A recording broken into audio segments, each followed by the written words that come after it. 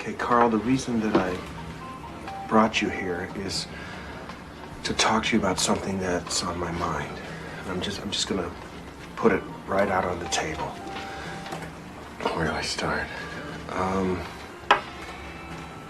Linda and Frank are very important to me. They're like family. My own family was never like a family. They're horrible people. Matter of fact,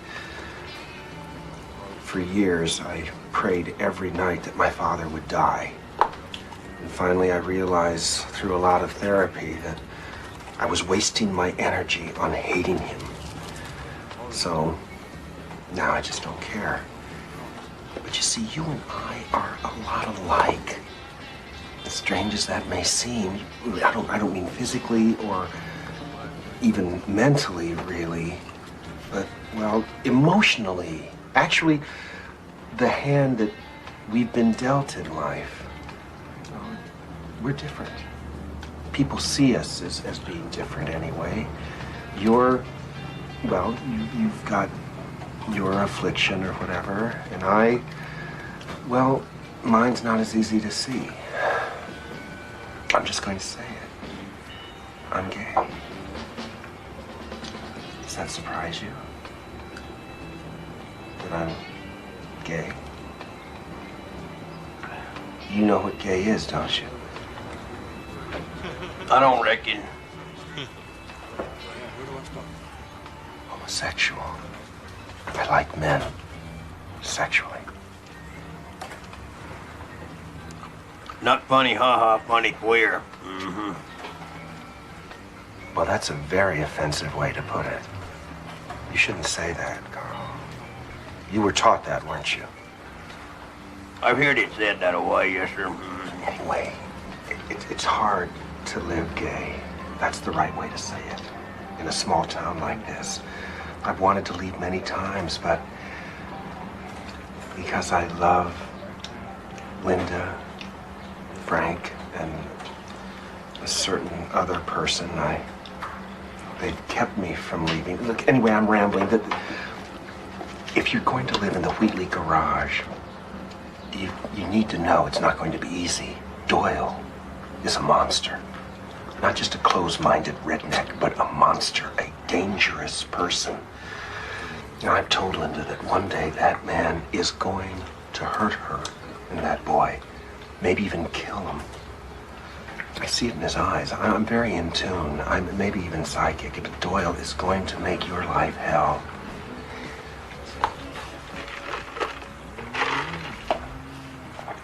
There's one more thing. It's none of my business why you were in the state hospital. Everybody has something in their past. Maybe you tried suicide. Maybe you did something terrible. But what I see before me is a gentle, simple man. All I want you to promise me is that you are capable of being around Frank and Linda, you know. You would never hurt either one of them under any circumstances, would you? I would never hurt them. That's what I thought. Okay, look, I'm sorry if I've offended you in any way. You seem like a thinker, you know. You seem to always be deep in thought. Tell me something. What are you thinking right now?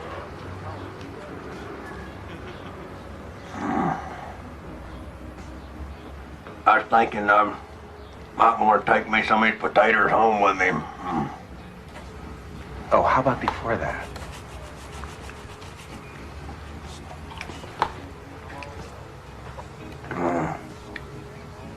Let me think. Before that, I was thinking I could use me another 6 or 8 cans of that potted meat if you got any extra.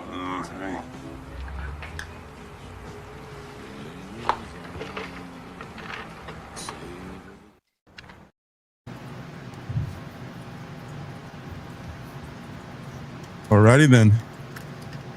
Let's go.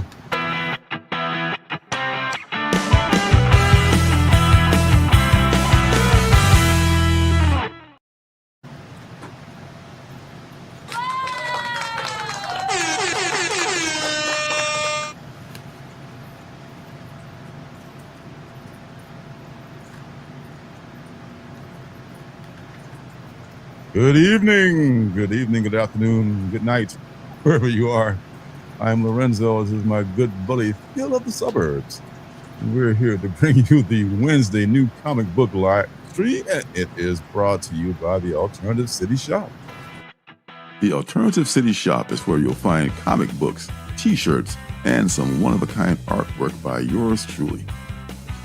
There are indie and superhero mystery boxes filled with comics from my collection. There are also pins and pocket mirrors made from images cut from superhero comic books. There is no YouTube sponsorship or Patreon for this show, so if you want to show your support, this is how you do it.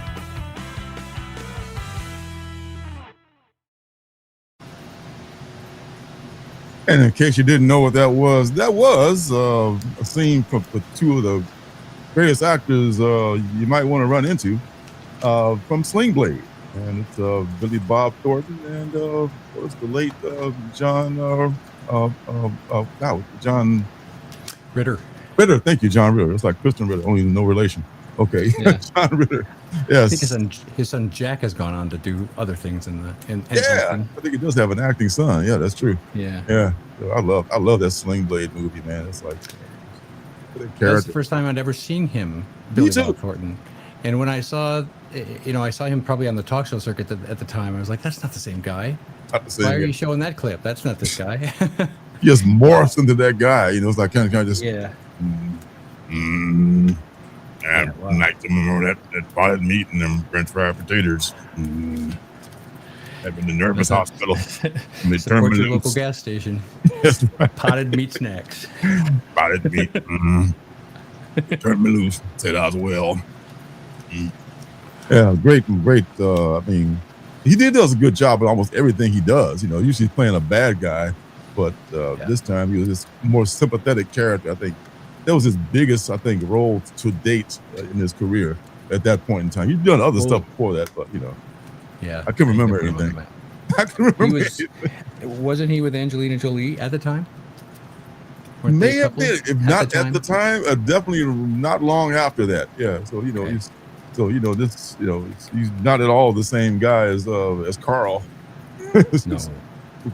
Carl is very, God bless him, a very, very good soul. I just saw him in Armageddon. He's in that too? Oh. Yeah, he's the head of NASA. Of course he is. Yes. Isn't he also this thing called Landman, which I've never seen because it's on some channel I won't get? Yes, and same. Yes. Yes. Like, you know what? I just won't see that for a while until it gets on Netflix. I'm just not getting everything that they want us to get because I don't have that kind of money. So you do, God bless. But what the hell? So how the heck are you, Phil? I'm doing pretty well, sir. Good to be here. It's weird. It's like sometimes the 2 weeks between my appearances, they fly by. Other times it's like a year passed and there's so much to catch up on. It's just nice to be back. Good to have you back, friend. You got the new background there going on. It's like you're at the mall. Oh, that's right. It's very cool. Yes. And for those of you in headphones, I apologize if I sound like I'm on an outdoor windy patio. I have no idea why that's happening. So. Yeah, let's just pretend we bring it to you from live from outside somewhere. If I had hair, it would be breezy. I remember hair. Yeah, good time. Yes, those were the days. Those were the days. Yeah. Oh well. Anywho, so let's shout out the chat and see who's out there. First of all, there's some guy named Avery Ladle who likes bunnies and squirrels and stuff. Yeah, that's I don't believe that guy. Get that guy out of here. He's cool though. I like it. Dan, how you doing, Dan? I'm playing Oprah. Oprah! No, I can't play Oprah. If I had a fraction of her fortune, I'd be quite happy though. So there's that. 80s guy, good whiskey friend here. Cheers, my friend. Not having anything alcoholic just yet, but here's to you. Who else we got? Oh, the lovely Janet. See you. I just saw you a second ago out there in the other room, so it's good to see you again. And there's let's see, Larry. I miss Larry. There's Larry, crazy ass Larry, that guy, that T guy. Don't have any tea, man. I was so late. I didn't get any tea. I'm so sorry, but water's good sometimes. Mm-hmm. Folks from the desert think water's great, in fact. So there you go. Who else we got here? It's Mitchell. Mitchell, what's happening? He's here for it. I'm here for it too. The land of milk and honey. You know, look at it's Damien. What's up, my friend? Damien, Mr. Sleepy Reader himself. He's been putting out some nice haul videos. I do him a disservice by calling them that, but yeah. And I put them in my to watch later. I haven't had a chance to watch people's stuff lately. Like I feel so guilty and bad. I'm so sorry. But he made me go out and buy something. Damn it! I know. Like you do, sir. Like you do. Who, me? Yeah. Oh. It's like if it hadn't been for you guys, I would never have heard of that book, and my wallet would have stayed in my pocket. You're welcome. I tried to not buy that many things, and this week I succeeded. But you know, only because the whole move thing. But if not for that, potted meat. Yeah, Landman. Land. Who's talking about Landman here? Oh yeah, Dan. Yeah, Landman is engaged. So I hear, but I'm just not going to see it because if it comes on Netflix in a few years, I'll see it like some of the other shows like Ted Lasso and Lasso and all that stuff. I've seen that. That was nice. Yeah, I was still getting that. I used to do these things where I would go to the store, we used to call it, and find these videos and of things like Mad Men and Game of Thrones, but I don't do that anymore because that's wrong. Oh, I know what you're talking about. Yes, exactly. The real reason is I got caught, so there's another story. Anywho, anyway, Phantom Beat, good to see you too, and welcome. And then there's Fish Gills. What up, Fish Gills? Good to see you. Mojito 88. Guess who made it in early? Oh my God, man! Thank you, sir. You made it. There's a lot of places you can be, or you chose to be here. Thank you so much. A lot of good content out there, and those who stop by here, man, I am so thankful and grateful to you. You just wouldn't believe it. What's that Phantom Beat? Hey, Nightwing graphic novels have been selling like water where I work at. Really? Is Nightwing hot right now? And I'll ask real quick, is this like a reprint, a trade, or is it like a original graphic novel that's making its first appearance in like that format? I know Dick Grayson's always been a very popular character in whatever form he's been in, either Robin or Nightwing. The brief appearance as Batman, Dick Grayson Batman run, it's like what, 3 issues or something like that. Yeah. I think it might have been when Batman had his back broken, maybe. With Bane. Yeah, the Bane thing. I don't remember where that fits within the timeline back in the day. No, it might not. Bane. Yeah, I remember Bane doing it. I think it was after that because Damian was his Robin. Damian was his Robin during that time, so I don't think Damian was around during the Bane thing. I could be wrong. Did Grant Morrison write that? I want to say yes. I want to say he did write it. Yeah, I remember buying a couple issues of that issue because it was like a big deal. Oh my God, Dick is Batman now, and Damian is Robin. I think I A-okayed that to Real Rude 6 back in the day. Nice. And still is a big fan. Oh yeah. Well, I think so. Oh man. So that's been a ways ago. Shoot. Yeah. Shout out Real Rude. Let me see. Smoke weed every day. For you, Rude. What else I was going to think about? Oh yeah, I'm going to say there's a Bill Sienkiewicz thing. In fact, I got the video right here. It's called That Polish Guy by Bill Sienkiewicz. Have you heard about that? No, I have not. Well, I am a fan of Bill Sienkiewicz, though I've kind of been out of touch for a while now. But I've got a nice print of his. Well, let's get that right out of the way, and you can watch this wonderful video of his. Oh, here we go. Give it a thumbs up right now. Nice. start her up. Comic books have been long looked upon as sort of the bastard stepchild of illustration and fine art. And I don't believe that. A comic book artist or an illustrator or a fine artist, art is art. And I don't see any difference. A revolutionary, tour de force, and really kind of showed me what could be done in this medium. It's this whole other field. It's more than just a comic book character. There's painting there, and that's inspiring. I always associate Sienkiewicz with an air of naughtiness, an air of getting away with something. That's what the art looks like. It's almost like a Picasso-esque collage, and you have no idea what to expect. To me, I've always felt like a mad scientist. So for me, comics and painting and art has been whatever sticks to the paper.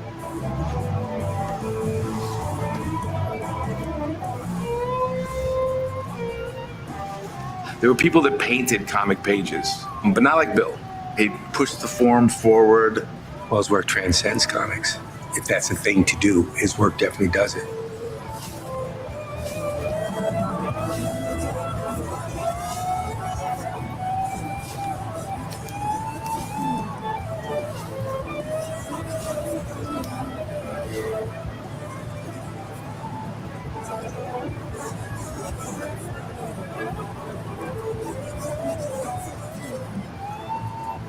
Bill Gold asked Clint, who do you want? He said, give it to that Polish guy.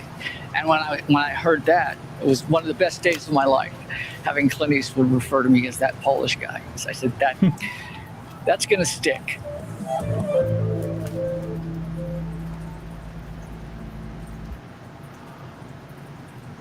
One of the nicest things that Clint Eastwood has ever said about someone. Yes, we're going to say bravo. What is that called again? That Polish guy. Oh, well, derp. Okay. It's I guess there's a movie he's got coming out or something. I just found this channel. I'm so surprised that I was not already subbed to Bill Sienkiewicz. I do love his work. I remember when I was growing up, I was introduced to him because word of mouth had it that, wow, have you seen the new artist in New Mutants? So I went out, and at the time, I think the issue on the stands was like issue 21 or 22. He had come on with issue 18, the Demon Bear story. And those were some back issues I made it a point to track down. Wow. Back in the day. Yeah. Painted covers for that series. Yeah, that's neat. I remember that. I remember it, but I didn't buy it. I wasn't into X-Men back then, but I run into him, I see his work, and it's like, oh, wow. This is kind of ahead of his time as far as being a cover artist for comic books. Well, and he did interiors, too, for that run. He was doing interiors. He did. I mean, he still does from time to time, but he's definitely he's at that point where he can choose what he wants to do. I should say he can do covers if he wants to, or he can do anything else. Do interiors also. Premiered at San Diego Comic-Con. Okay. I can think of easily a handful of comic book documentaries that I've seen over the years. Can you? I mean, do those cross your path? Have they crossed your path? Sometimes they're about a talent, they're a specific talent. Sometimes they're about a con. Sometimes they're about like there's one, I don't know what it's called, but his LCS closed, and so he went on a tour of LCSs across the country. That was, you can get that on Amazon Prime, I think. Huh. I don't know. Those always interest me. I always wonder if they bring in new readers. I can't remember a lot of them off the top of my head, except for the one big one, of course, is Crumb, which is just so, stands out for many reasons. Not just because of his talent, but the oddness of his family and all that. Yeah. You get attacked by something. Yeah, there's a mosquito. Skeeters. Skeeters. I said, I can easily name a handful, and then all of a sudden you're calling me out on it. Name six. Well, okay, there is one on the Robert Crumb where we get the intro to his kind of family behind the scenes and his brother who's into the interesting thing. would you call that holistic? You know what I'm talking about? Yeah, what Robert Crumb's brother likes to do. Passing the string. Do you remember that? I think we talked about that back. Passing the string through his bowels or something like that. Yeah, it's like over the course of the Robert Crumb documentary, we meet his family because I think he lives with them ultimately. Yeah. But one of those family members is his brother, and over the course of the documentary, we learn that the brother has, what's that string doing hanging out of your mouth? Oh, well, it's not just a string; it's this thread that I'm working it through my system. I almost forgotten. I have forgotten about that part. But the thing that stood out to me was when his brother said he just totally pantsed this woman in a store, and who was wearing like cut off shorts or something like that. That just like blew my mind that someone would have the balls to do something like that to somebody in public. It's like, and you didn't get shot. You didn't get beaten to death by that woman or something? Like, damn, it's pretty crazy. But yeah, I forgot about the passing the string took a back seat to the whole pantsing situation. Hey, your family is weird to say the least, man. Weird is he's nice. Had an interesting upbringing for sure. He lives in an interesting environment. It kind of explains how his art can be kind of out there in certain areas, I guess, for lack of a better word. I love his stuff. Me too. I mean, yeah. I love his work ethic. I wish I had that work ethic. It's like he's like counterculture icon back in the day. Yeah. So, but if I have to be, that crazy to have that kind of work ethic, I'll pass. Just like, no, thank you. Hey, what up, TN? This is my guy. I sometimes host. What are some documents that stands out? That's where you go. That's where you got it, bro. Okay. You saw that already. You were way ahead of me. I mean, I can barely think of what up, Mark the Shark. Love that name. And Space Case. Good to see you. Phantom Beat. The TV series from Wood make a great comic series if done correctly.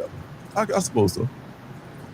And there's Dan. I found out about Crumb because I'm into old blues records, and a few of the covers were done by R. Crumb. Yeah, he's a big blues fan. He hates, anything modern or poppy or anything like that. All he cares, he plays like old 78 records all day and draws his art with like art supplies from the 1960s. I don't think he owns anything electronic whatsoever. I think he's all doing everything like, which is fine, just with the way you want to do it. But I kind of like both, but I do the electronic stuff because it seems to go faster for me. Seems to, at least. I am kind of, I don't know if you heard about it or not. Y'all have heard about it, but there's this doc coming out very soon called Stan Lee, the final chapter. That's been kind of polarizing to some people. Some people are giving Tom shit about interviewing the guy who was directing it, who was a former, if not caretaker, a former employee of Stan Lee, who I guess kind of was a caretaker. Comic Tom?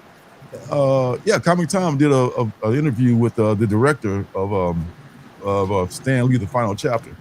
And there was some back and forth in the comments about people disappointed with Tom, and some people were like, I'm looking forward to seeing it. I kind of landed in I want to see it. I want to see the documentary before I make any kind of a judgment on that. It's not my place to be a judge on that shit, but just see what I think of it.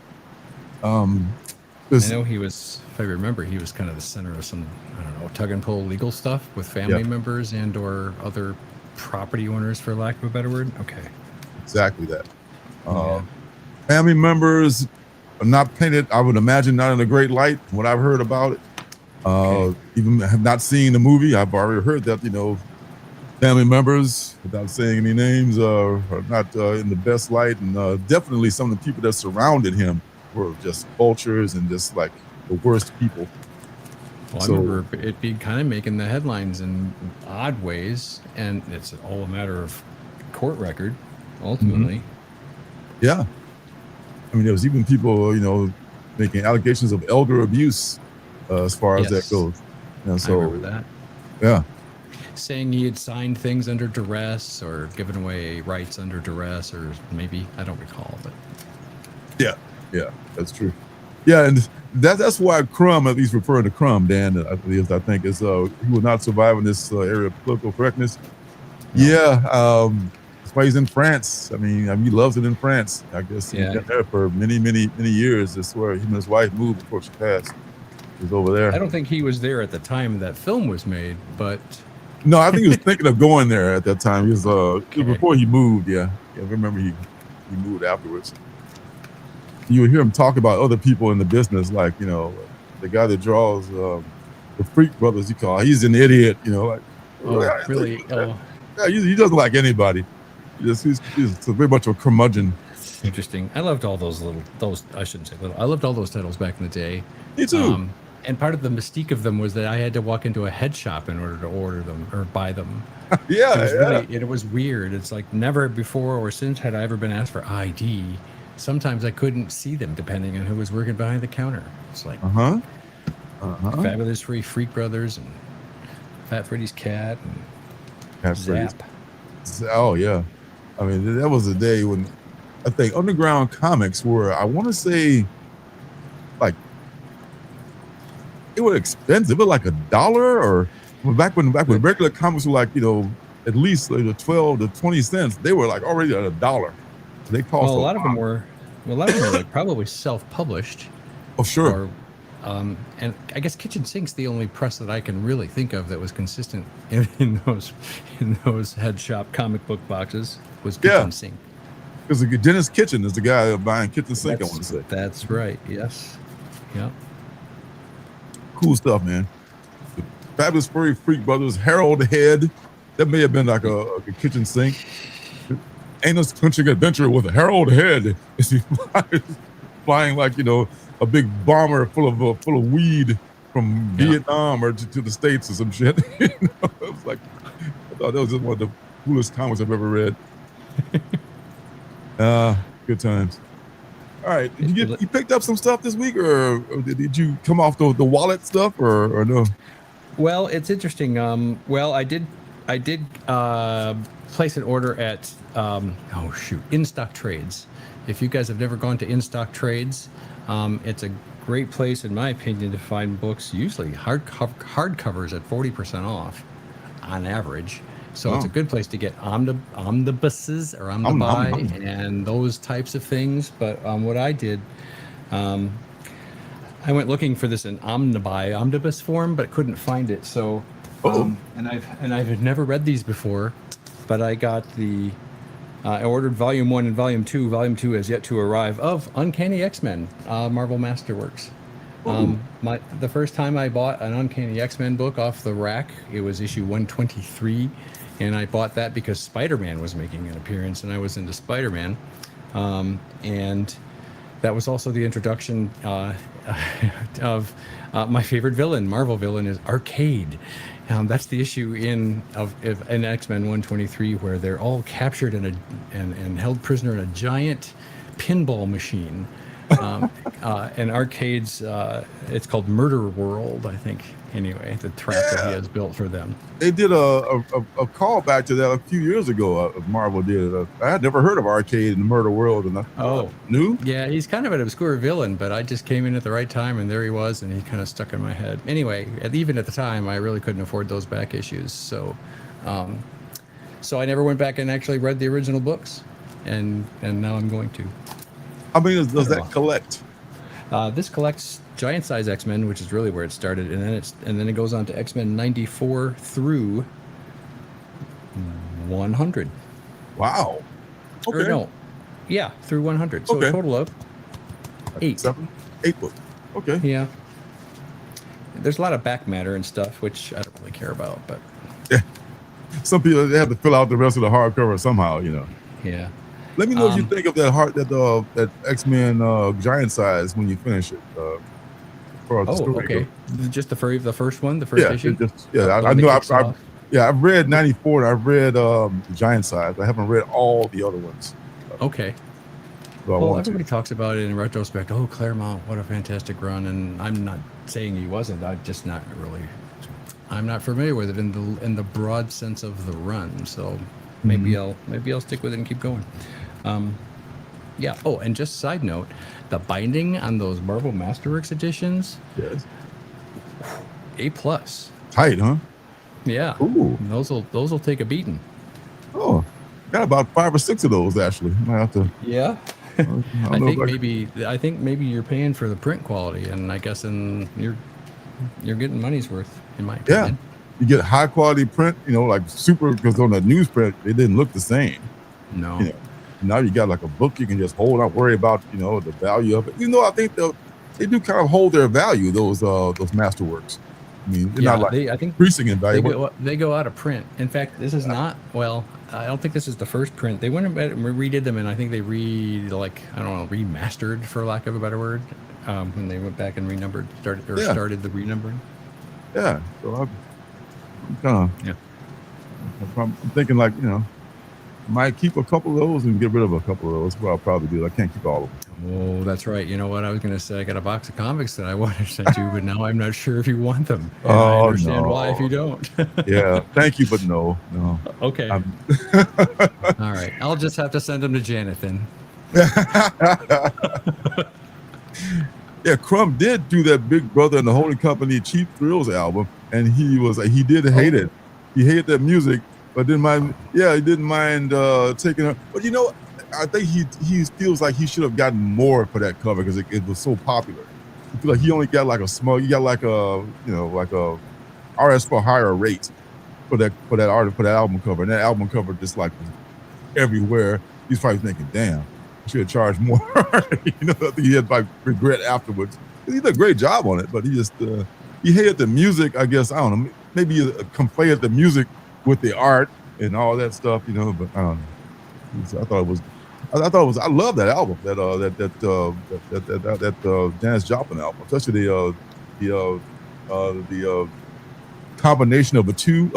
I think is the song that's on there that I really like. It's them playing live. There's a version of it in Fear and Loathing in Las Vegas. Oh, really? Yeah. Like, that's a movie. It's like, okay, that's good stuff. I like that. I read that book in an impressionable age, and the movie kind of matched right up to my memories of it. I know, right? Or what I forgot about it, whichever. I know sometimes your memories just don't. I'd rather remember it the way I remember it than actually the way it was. Thank you very much. You keep my memory. What up, Mike? Good to see you, buddy.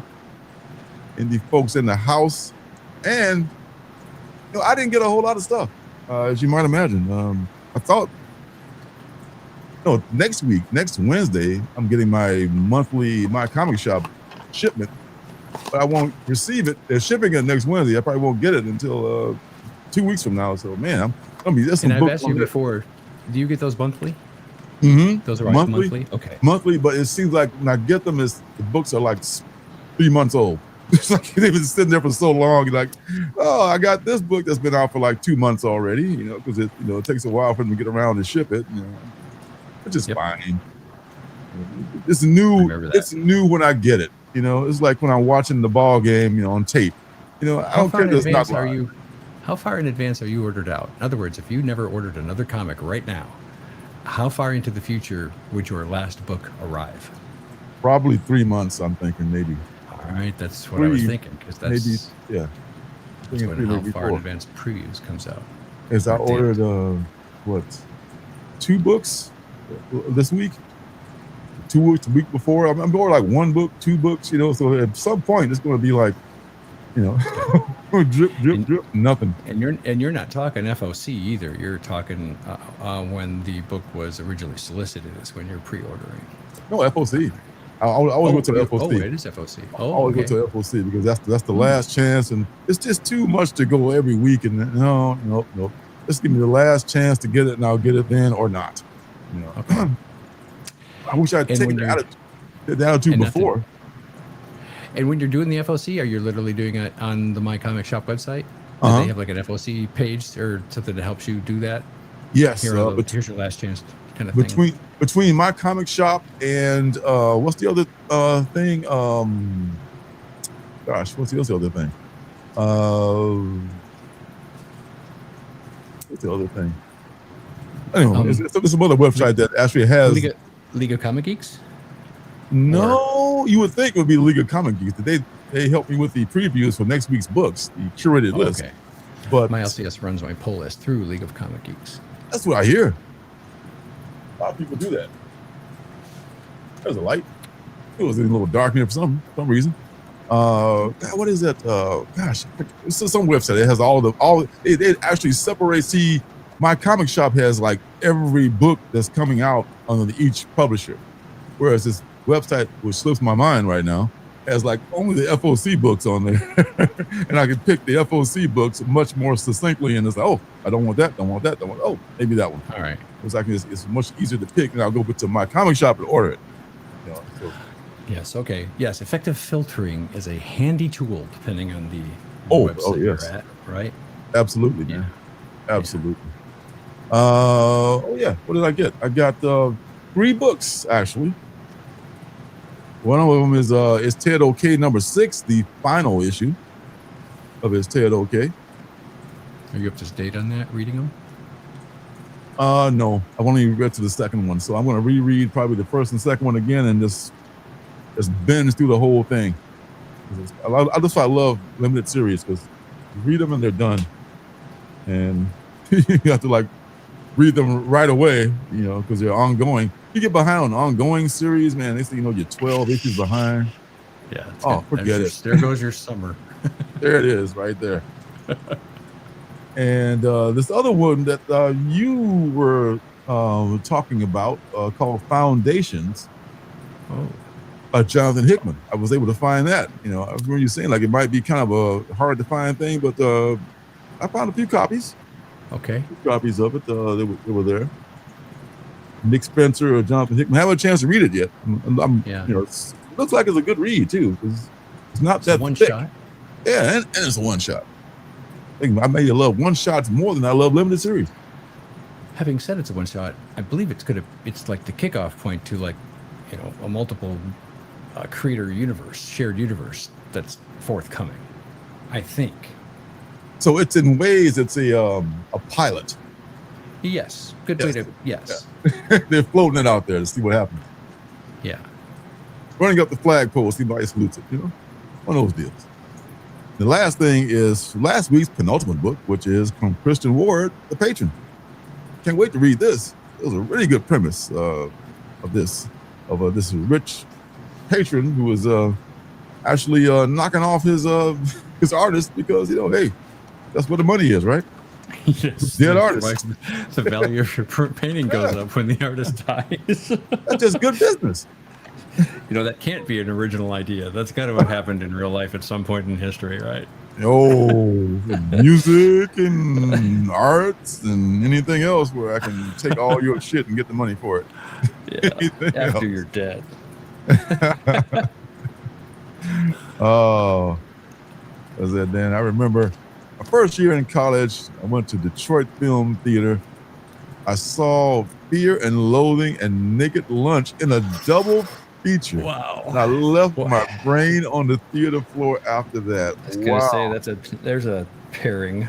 I hope you at least smoked a fat doobie before you went into that double feature right there, man. That was something to experience in an altered state. And then if you watch Altered States, that would be the third movie. It would also like blow your mind, It's not at all like them, but for some reason I want to put Eraserhead in there. I don't know.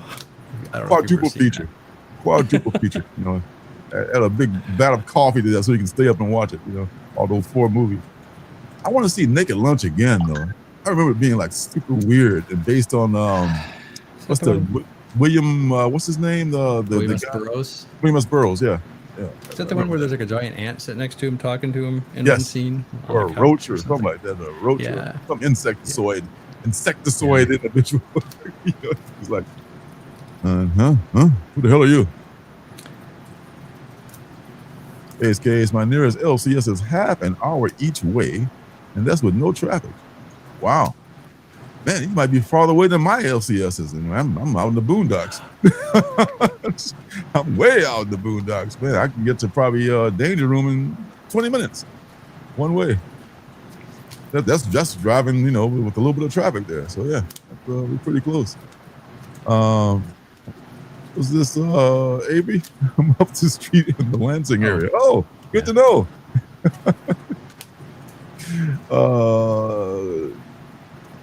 Good evening, Cali Comics. Hey, Kelly. Hey, Cali. Hey, man, I want to have you and Bleecker on to talk about your book. We didn't set anything up as far as a definite date yet, but I think you mentioned September-ish is when it's going to be coming out. There's some other people who got stuff coming out, too. Yeah, and we had a nice time with him and Bleecker on Drawn to Art Stream over on Geek Out with Roscoe 2 episodes ago. Yes, it might be the last time I was there, I think. Yeah. Yep. I missed last week because of weird shit. It's a cockroach. Yes, it was a cockroach. Yeah. Yeah, I'm gonna have you guys on, Callie. I'm gonna set it up at some point. But I got some other people who were doing stuff in September too, and I gotta arrange, try to get everybody on, and you know, a proper time for their releases of their Kickstarters and shit like that. Phantom Beat, my sister, took you to see Jacob's Ladder for your 13th birthday. Wow. Wow. That's a trippy one. Is that something to do with it's like religious and some religious theme? I want to say I can remember a little bit of it. It's been a minute. So like a Vietnam vet who's already got some issues falls into a weird relationship or becomes the target of like a voodoo cult. All right. Okay. No, another one on the must watch again list. Yes. I think I saw that right after Naked Lunch. Oh man, you're on a roll, baby. On a definitely roll. I have Naked Lunch of VHS. I hope you got a VHF player, my friends. I kind of wish I had one of those now, but I did have to get rid of it, so I'm glad I don't have one. Oh, on Halloween. Okay, so okay. So it's October. I'm thinking of. Okay, so you dropped in October. Okay, that gives us a little more time. Okay, there'll be some. Save your pennies. Yeah, save your pennies. There'll be some point in October. Some cool Kickstarter incentives. Indeed. Well, plus the book itself is an incentive. I know, right? Oh, of course, bro. No problem. We were there when before they were famous. That's right. Oh, I go stand in line and see him at San Diego Comic Con. I'm home to return our calls. No way. Dan says, "Oh, Phil, I saw the sign behind you. What are you Spartans charging for a hot dog nowadays?" Yeah. This is an antique snack bar menu. The most expensive item on it is a hamburger for 50 cents. Oh, now you're talking.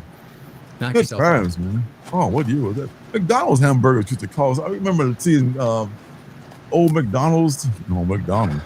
Oh, the old McDonald's signs where you have the actual price of the burgers on the sign. McDonald's hamburgers 10 cents or something like that. Like, wow. And they were actually good back then. Yeah, they were like real. It's kind of like Twinkies used to be good back in the day. Yes. They're a chemical composition, molded into a form. But I remember the cheapest I remember McDonald's hamburgers was 35 cents, I believe. Yes. Okay. It was some really crazy low number. They had it on the sign. Now they'll be putting a price on the sign is like suicide because you don't want that. Because you put your price on there, now you're stuck with that price. This is like this is like a digital, sign you can change every day. It's like a market price. Shit like today is. I think they were throwing down the gauntlet to all their competitors. That must be what it was. We're going to put our price on the sign. Will you do the same? No. Maybe free. White Castle. White Castle used to be super cheap. Oh, they were the slider was like the slider. They didn't have those in my area. I didn't have a White Castle until much, much later in life. In Michigan? Yeah, they have him in Detroit, but they didn't have him in here in mid-Michigan at all. Oh, okay, I see. Okay, probably only in the cities and shit. Okay, certain cities, I guess. 'Cause I remember White Castle back in Chicago always had White Castle there. It was always. I had ongoing. White Castles out of the freezer section and then microwaved before I ever had a real one out of White Castle. No way, man. Seriously, yeah, seriously. And I know this sounds weird, but I actually prefer the frozen microwave version. There's almost no difference when it comes to me, man. And it's just like, oh man, it's just like, 'cause they're so like tiny, and the way they make them on that one big sheet. And the good thing about them is that if you were coming home late at night, they're always open. So 1, 2 o'clock in the morning. Not unlike a Krispy Kreme with the hot light on. That's right. That's right, man. And good times, man. Bad food late at night. Breakfast, that's definitely a good thing to do. Have eat real late and then go right to bed. That's what doctors recommend. Don't dare do that anymore. There will be no sleep for me. Oh, no sleep, and man, you go and overall damage to your body and shit. Yeah. Overall, T and the Avatar fighting game is straight fire. All you guys talking video games together. Who's this? Big animation. Light comic. So much comic. Is the best comic book? The best comic book is Little Lulu #7. There you go, right there. Little Lulu #7. First appearance of Big Lulu. I don't know. Never seen a white color. What part of the country you live? It may be a Midwest thing. It may be a Midwest. I think it is. Kind of like Bob's Big Boy. We don't have Five Guys here either, where I'm at. Really? I've been to Five Guys in Florida, where my employer is, and in Georgia, where my employer is, but not in this area. And I've never, I don't have any. I've never seen an In-N-Out burger or a Whataburger. I always think people are saying water burger. I know, right? That's weird. Why would I want a water burger? It's like soggy bun. I remember not Brand X when they would like spoof DC. Their version of Wonder Woman was What a Woman. Like what a woman, that kind of a thing. So I was thinking, what a burger, I was thinking what a woman whenever I see what a burger, like that must be a West Coast thing. I know for sure that In-N-Out Burger is West Coast. Pretty sure. There's Dan saying there's a Five Guys in Novi now. That's my area. That's where Motor City Comic Con is in Novi, Michigan. Oh yeah. I've been to Novi many times. Yeah, we probably here in Novi. Yeah, I wish they had when I was coming there. That was my problem. At the I'm staying like 2.5, 3 days. In this strip mall hell of Novi, Michigan. I mean, to be fair, that ain't much to eat around there. No, it is just a place on the way from one to another, but it is. Oh my God. It's never a destination till you're there, or till Motor City. Yeah. So I was like, damn, what the fuck am I going to eat? And I found like a real burrito joint. Like one time I was there, like, wow, this is a real burrito place. About the next to last, the penultimate time I was there, I found that. So I never got a chance to, go there more than just at one time. I would have went to Five Guys in a big way because that would have been recognizable. What's a burger like in Texas? They don't do burgers in Texas. They do steaks. Yeah, or barbecue, and that's right. Yeah. And is it really the best burger? I mean, I had a Five Guys today. When I don't make my own burger, I usually do a Five Guys. That's the closest thing to not. That's literally where you start with a burger and just build it up, right? Yeah. Okay. Yeah.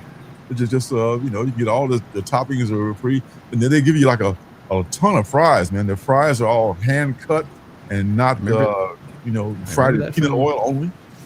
I remember that from my Florida experience with them. Really? Yeah. Is it a good experience? Yeah. It was okay. I mean, ultimately it's a burger joint, right? But as far as burger joints go, I would say it's on the upper end of burger joints. It was just neat because it was unique, and we don't have them here where I was at. It was on a work trip, so. Okay. Huh. Yeah, I mean, okay, physical says, okay, so Oh. Whataburger is a Texas thing. Okay. Never been to We've got Texas, Dairy so I didn't know. I was at a Dairy Queen within the past week. Oh, Dairy Queen. And so is Dairy. But Dairy Queen I've been to, not here. I haven't gone to Dairy Queen for many years. Speaking of comic books, how about A&W restaurant? I know, right? That's just talking about restaurants, man. Or I Dog can do and that shit all Sons. day. I can do that shit all day. Talk about all the restaurants we like. I should live in the area for 30 plus. Dude, I lived in my area for like 50 plus years, so yeah, it's not surprising. Smash Burger. I've heard of Smash Burger. It's a new thing, yeah. It's just another, way of, cooking a burger. It's the same meat. It's just like smashed, and it's thinner, and it cooks faster, and it tastes crispier, I guess, or whatever. It's good, But I can smash my burgers at home, though. I make a hell of a burger. I just don't have time to make them all the time. I could outdo anybody's burger at home. Line them up. I can make a burger my ass off.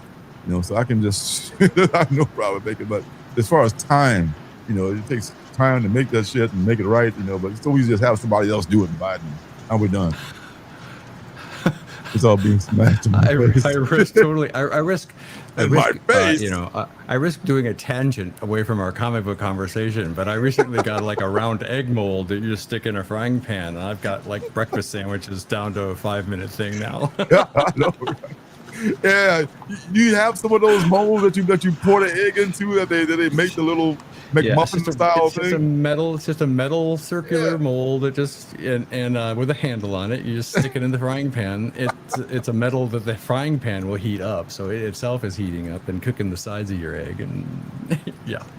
Jeez, I had one that was like made out of what seemed like plastic or vinyl or something. It probably wasn't a good idea.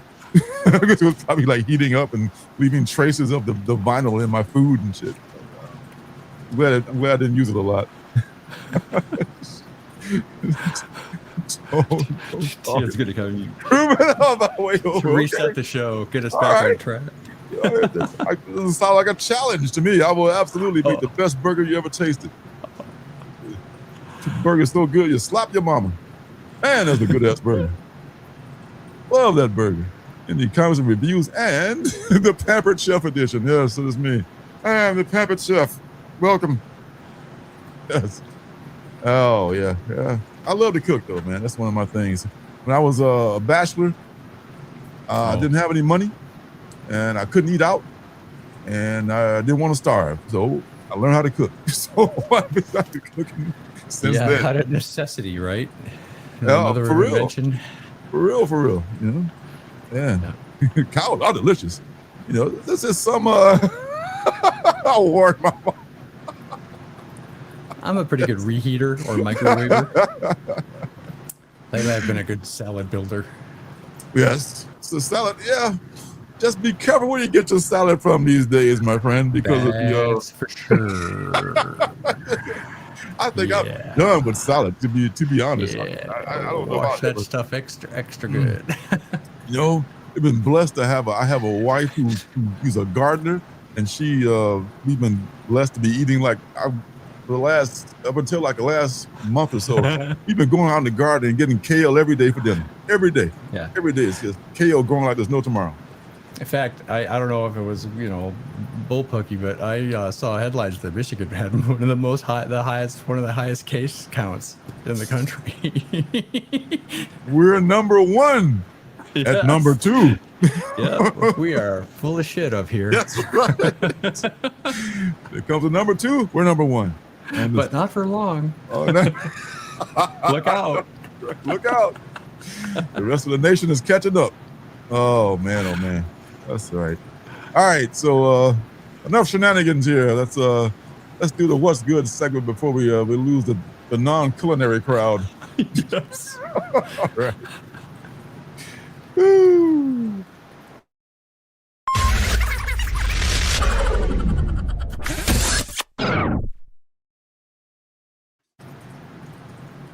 All right. That was fun. All right, so first thing we'll talk about on What's Good is a book that came out not too long ago. In fact, it was 2 weeks ago, I want to say, called Mask. Number one. They had like an ash can that came out like a month ago, maybe. Not to be confused with the Jim Carrey mask. Oh no, not to be confused with that. Okay. Right. Okay. Not at all. Nothing like that. Not dumbass. This is like an acronym for something. I forget which. Like mobile. Oh, it's right there. Mobile armored something. Strong guys command or something. I don't know. MASK. Yeah. And this is the Mark Spears cover. Mask. Yeah. And it's also thanks to Willie Survive. Shout out Willie Survive. Yes. Don't do it, man. Not with that money. Willie sent me the original series of Mask, which I got to read, and I'll probably end up giving away on the future shows here. This is like based on the cartoon that was like in the 1980s, I want to say, or 70s, probably 80s. I missed it entirely. That's probably when I stopped watching cartoons. But this is the new Energon version. It is written by Dan Waters, art by Pi Par. Pi Par, man. Pi Par is amazing in this. And he did this other thing called Petrol Head, which is, I think it's been optioned. You can find Petrol Head in the discount bins. Pick that shit up. It's like a 4-issue series. Very good. Pierluigi Castellino is the colorist, and Russ Wooten is the letterer. All right, so this begins with a car chase, which all action movies should happen, begin with car chases. And this is not your average car. This car is going fast as a mofo. It's like some secret weapon car, like some highly enhanced vehicle. And a lot of military vehicles are pursuing this dude because he just, I don't know, I guess he decided to go for a joyride in his in the government-owned vehicle. So he gets cornered, and then he does like a donut and ends up on the edge of the cliff and all that shit. And everybody takes him out and cuffs him and stuffs him and takes him back to the back to headquarters or back to the base, as they call it in the military. I believe there's a vernacular they use for that. And this guy turns out to be the leader of the mask group, and his name is what is his name again? What happened? His name is. I've got Boy, that must be loud. That must be loud if I'm muting you. Look. Sorry. That's okay, man. We're used to it now. Matt Tracker. Matt Tracker is this guy who's driving this is a new Matt Tracker designed for a new generation. They redesigned the characters from the first series. When it was based on toys. Now it's based for for the modern era. This is this hot chick who's one of the masked people. She's got another guy that she's interrogating another location who's full of holes for some reason because he's been around some kind of radioactive substance that put literally holes in his belly. In my belly. Stuff coming out or just holes going in? Just like moon surface shit. It's not oozing out, but it's just like this. It's like a bad skin condition. Okay. So he's doing that. You got this cat here looking kind of like Omni-Man. This guy from the cover here, that Mark Spears drew. He's dragging some cat with his motorcycle. So these guys are getting around here. They're getting around and wreaking havoc. And they're kind of affiliated with the government, but they're not with the government. They're kind of like a contractor kind of a thing, only like super powered and shit. The government doesn't want to know. Oh, right. We don't want to know. Just so they take old Matt Tracker to the interrogation room, and he's being interrogated like, why'd you take our expensive this expensive thing? I thought it was his because he surely knows how to use it. And I'm not really sure if it's his car or if it's the government's car. He worked on it and he stole it or something like that. But they've got it impounded now, and they got it boxed in between a bunch of tanks and shit like that. While they interrogate him, and General Flag has come in to interrogate and intimidate him. So to do both. And this Mr. Tracker is having none of it. He's a brash young hero. You can't tell me what to do. I'm a young G.I. Joe type of guy, and they're hunting this other dude whose name is he's got some crazy fucking Messiah complex. This guy, he looks like a defrocked general because he's wearing these this outfit. What's his fucking name? It's like a really trippy name. I keep forgetting these names that everybody comes up with. God, what is his name? Anywho, this dude here is like the enemy, pretty much. He's like the Cobra to their G.I. Joe, So he's intimidating and interrogating. That's the word of the day. Lorenzo in the TV series, Matt Tracker had a son. Does he have a son in the comic? This could very well be his son. Now that you mention it, I'm not sure. That's him. Mask and Voltron. Okay. Oh, okay. If Mask and Voltron that's the same era that I just totally missed that era, but it looks like it was a pretty fun era. What's this dude's name? It's just killing me that I can't remember his name. It's like a really trippy. Well, anyway, I'm just bringing everything to a complete halt here about not remembering this guy's name. But but anyway, this guy's crazy. He's crazy because he's killing people and everything. But anyway, whoever that guy is, he's got spies in the government, and one of those spies has infiltrated General Flagg's inner circle. And while he's being interrogated, Mr. Tracker was like, okay, he peeps the spy, and he puts on his like little nano suit. They have these nano suits where they push a button, and all of a sudden like the armor comes, like Black Panther style. The armor just comes out. So he's face to face with the dude. Yeah, he's face to face with the dude, and he saves General Flagg's life. And General Flagg takes a whole different point of view of Matt Tracker after that. So it's like, all right, well, you sold me, Mr. Tracker. And Tracker's like, you know what? I work. We work alone. We don't work with the government. He gives him like this watch. That's like a tracking device where he can like contact Mask whenever, or they can be contacted by Mask whenever they want. And then Mr. Tracker just bounced. It turns out his car can fly, of course, because he flies off in his car and he's gone. And now we go out to fight the other guy whose name escapes me right now. And if you guys remember that guy's name or not, but probably the same. Baxter. Yeah, yes. Baxter. Yes, let's call him that. So now the next issue will be more of the back and forth between those two factions and the government and all that jazz. So it was a pretty nice little start. And I love this guy's art, man.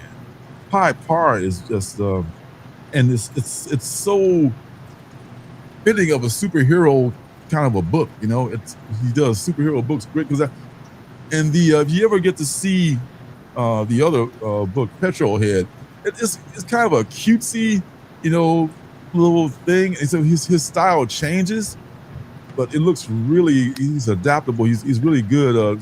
Mark Spears on the front, but Pi Par's art is really good. Really good. It's an interesting name. How do you spell that creator's name? Pye Parr. Yeah. Parr. Okay. Mm-hmm. Yeah. Interesting. So he's man. I not before. I remember the name because of Petrol Head, but I thought, oh, this is and the colors are kind of similar to it. I guess I don't know if this is the same colorist that did Petrol Head, but what stuck in my mind from that Petrol Head book was Pi Par's art and the coloring. Whoever the colorist is on Petrol Head, I don't remember, but they sync so perfectly together with that book. But look for that book if you can find it, and this one too. If it's probably a million of these out there, so if you want to check it out, it'll be easy. So, next one is another big one from Image, the House of Ideas, Terminal. I got the Art Adams cover, the cover B, I want to say. Cover B, Arthur Adams. I like his line work. Me too. Self-taught artist. There's Arthur Really? Adams. Self-taught, wow. yeah. And now he's making that big cover money. I think he's doing some interiors maybe for this too, maybe just doing covers. I don't know. They got Kirkman, they got Adams, and they got Kubert also doing this book. So on this one, we got Robert Kirkman and Joe Casey writing it, and Andy Kubert is doing the interiors. All right, so Dave McCaig is colorist, and Russ Wooten is a letterer. This begins in the British Virgin Islands many, many years ago. They don't say how many years ago, but long time. And there's this guy, I guess he's like, he's looking out of his window during a storm, and all of a sudden, like, he gets hit with this burst of energy. It fucks him up so bad, his eyeball starts bleeding out on the ground and shit. And next, bam, this happens. So man, that's not a good thing. When your eyeball pops out your head like that, that's time for a new pair of glasses or something at the very least. So let me jump ahead to years from now, where we have this fight between these two superheroes, or two superpowered beings. Hero is a judgment. We'll see who's a superhero or not. And the one little one is called the Imp, and the big one is called Thrasher. Oh, Blaster, excuse me, Blaster. Blaster and the Imp are going at it, like there's no tomorrow. Blaster takes out, the Imp takes out Blaster. The little guy takes out the big guy. Looks like the Imp has some kind of a Wolverine-ish kind of a power, where his claw is like an energy-based kind of a thing. And he just like fucks Blaster up. You see Blaster's guts is all over the place. This happens very early in the book, so not a spoiler. A lot of guts. Oh, guts. That's like more guts than let's just say Invincible guts. Invincible is known for guts and it's like guts and gore and Invincible. It's the same Kirkman kind of a touch to it.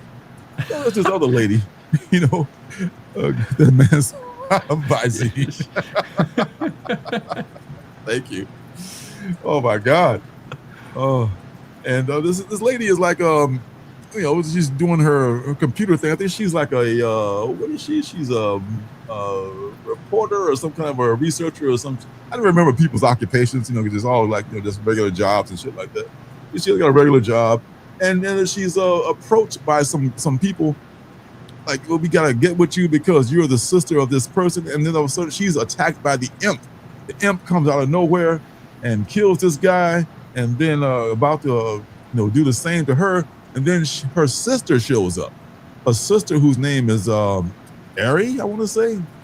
And her sister is one of these people who have been given superpowers by this entity we'll talk about later. And she shows up looking swole as hell, taking care of her sister, and steps in the fight, fights off the Imp, avoids the claw, does not get degutted. And so she tells her sister, like, okay, the Imp takes off like, hey, we'll fight another day. Her nickname is what's her nickname is Blaster. Or, I forget what her name. Baxter. She has a building also in New York. Anyway, she has a name, and she's not the first of her kind. Crusher. She's Crusher. She's a Crusher. You don't have her luck. So she's Crusher. But it turns out there's been more than one Crusher. So this is another real more in the story. Okay, Crusher tells her sis that, you know what, I think that you may be able to have powers like I do, but there's this being that can awaken these powers, kind of like with the X-Men. They have this it's awakened the mutant gene. Genosha. Yeah, kind of that kind of a deal. So, but the only way to do that is to go with me to this island paradise where this the secret headquarters is, where this being is that can maybe make you like me. Could be a good thing or a bad thing. So she gets to this island paradise and she meets this dude. And at the time they're having a memorial for Thrasher or Blaster, whatever the hell his name was, who got degutted. They're having a memorial for him at the time, and she meets this guy. His name is Speed. At the memorial for the guy they just lost. And he says, like, come with me and I will introduce you to this being who will, open your eyes, so to speak, or unlock your superhero-ness. so we can find out who you are. And this being is called Maculox. And this, I kind of get a feeling that this being was the eye that popped out of that dude's head. I don't know if he's that dude or not, but it's definitely that eye. There could be more than one eye like that around. Wow. Okay. So Maculox is like, giving, oh, you will be blah, blah, blah, blah, blah, and I will open to you with just a great thing. And, it's up to you to decide. You will have several, amount of time, but several days to decide whether or not you want to join us and all that shit. And in the meantime, the Black Mesa Research Facility, all imp and all the bad guys are watching. They're like, really, Black Mesa? Black Mesa Research Faculty. That's what it's called. Yeah, that's what the research facility in Half-Life video game is also called. Really? Okay. You classic fans. Oh man, even you know about the video games and stuff. Man, that's awesome. So my girl thinks about it. She said, well, my sister has brought me here, so she must not, she must have my best interest at heart. My sister wouldn't leave me wrong, but she's all strong now. So she decides to go ahead and do the awakening. And spoiler, it doesn't go well. I won't go deep into what happens there, but it doesn't necessarily go well. And it turns out that Maculox is a questionable being. And it looks like there's this other dude who's like seeking either to destroy Maculox or to let the other people know who have been empowered by Maculox that they have become terminal. You may or may not live because the Crusher not the first. Yes, yes. The Crusher, you're not the first Crusher, lady. There's been another Crusher, and I guess something happened to them. Maculox made them powerful, and they've exploded or some shit. I don't know. Some bad things happened to the people. We have to find out in later issues why Maculox may or may not be a good thing. So, at first I thought Maculox was kind of a silly name, but Maculox could, macular refers to the eye. Yeah, exactly. So it was kind of a cool name, to do that. So it was cool for us with the gamers. Yes. Yeah. So I think this succeeded in having a very action-packed, much like Mask. It's a very action-packed first issue, and if you're looking for that kind of a comic book, man, these are two that'll definitely, satiate your desire for those kind of books. Terminal, #1. A lot of action. Love the X-Men, love action and stuff like that. Might be for you. Perhaps. Last book is last week's. Is it last week's? Week before last one. Yeah, week before last Penultimate Book. Sicko. Sicko from Ignition Press. Written by Teeny Howard. Illustrated by Amalcur Pina. Colored by Amanda Grazzini and lettered by Ariana Mayer. All right. Are penultimate books almost always #1s? Almost always. Okay. In fact, they never have been nothing but a #1. The last book can be anything, they can be anything.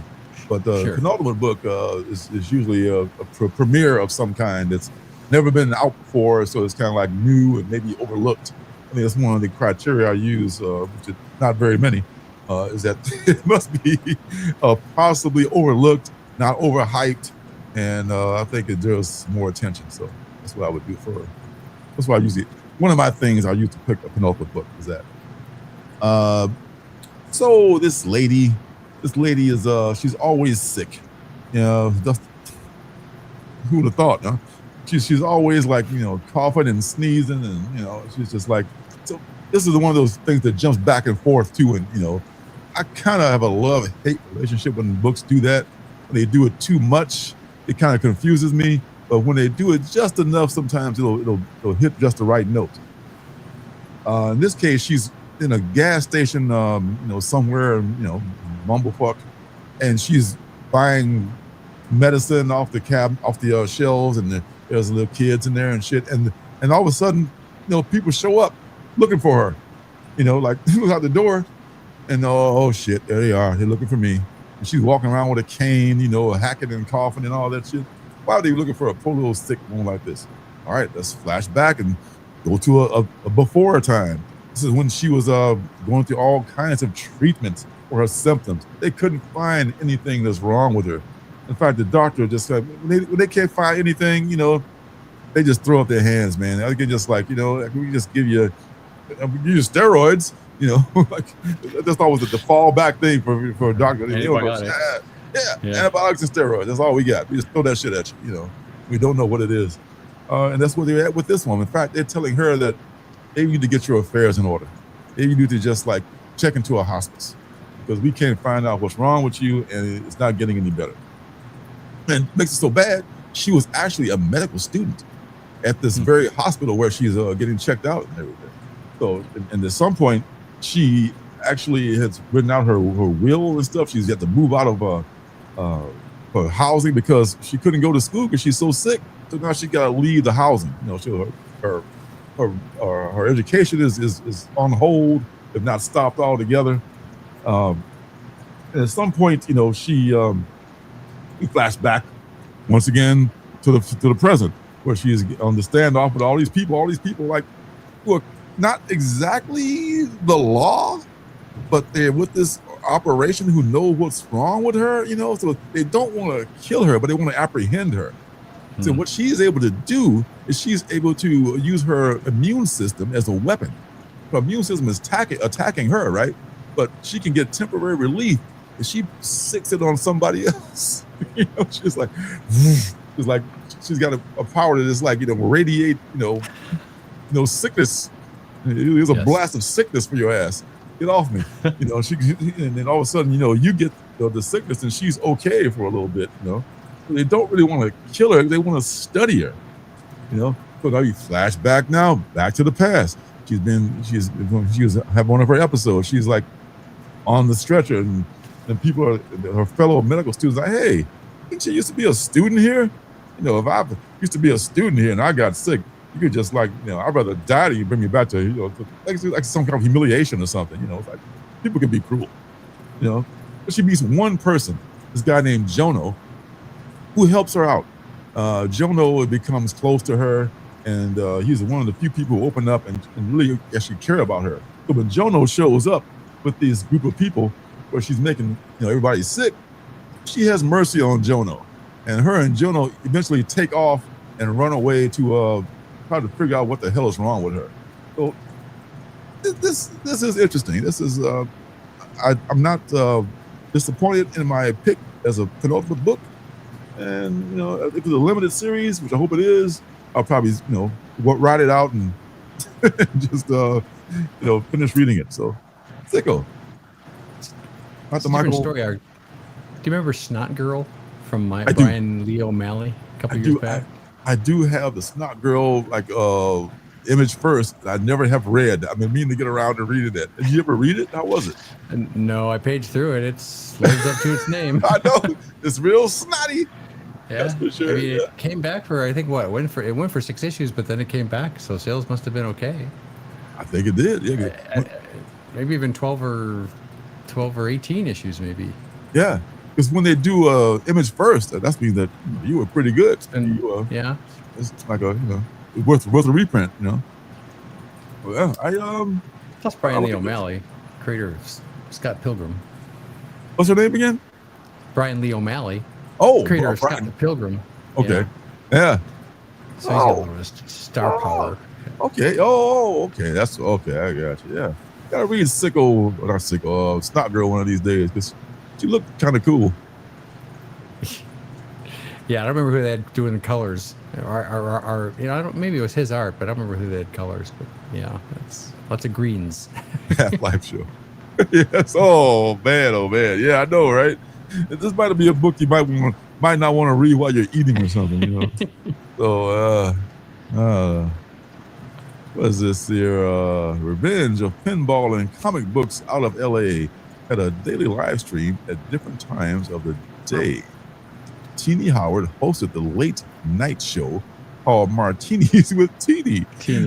She seems really rad. I'm excited for it. Yeah, we played that little clip for her a couple of weeks ago, but now when this was out, she seemed cool. She seemed like she'd be a fun person to to have martinis with. All right, so let me see if I can find what is on our list of curated list, one might say, of comics for next week. I'm going to say it. It's curated. It's a list of 11 books, 11 curated books. And the first one, that Batman number 12 looks like Verity Pennyworth is Alfred's descendant or something like that, niece or something like that. Are you pulling that new Batman? The Matt Fraction Batman. I'm pulling. Yeah. Yes. Okay. So Verity is the new. Alfred is gone forever now in the new continuity, right? So it's just his descendant.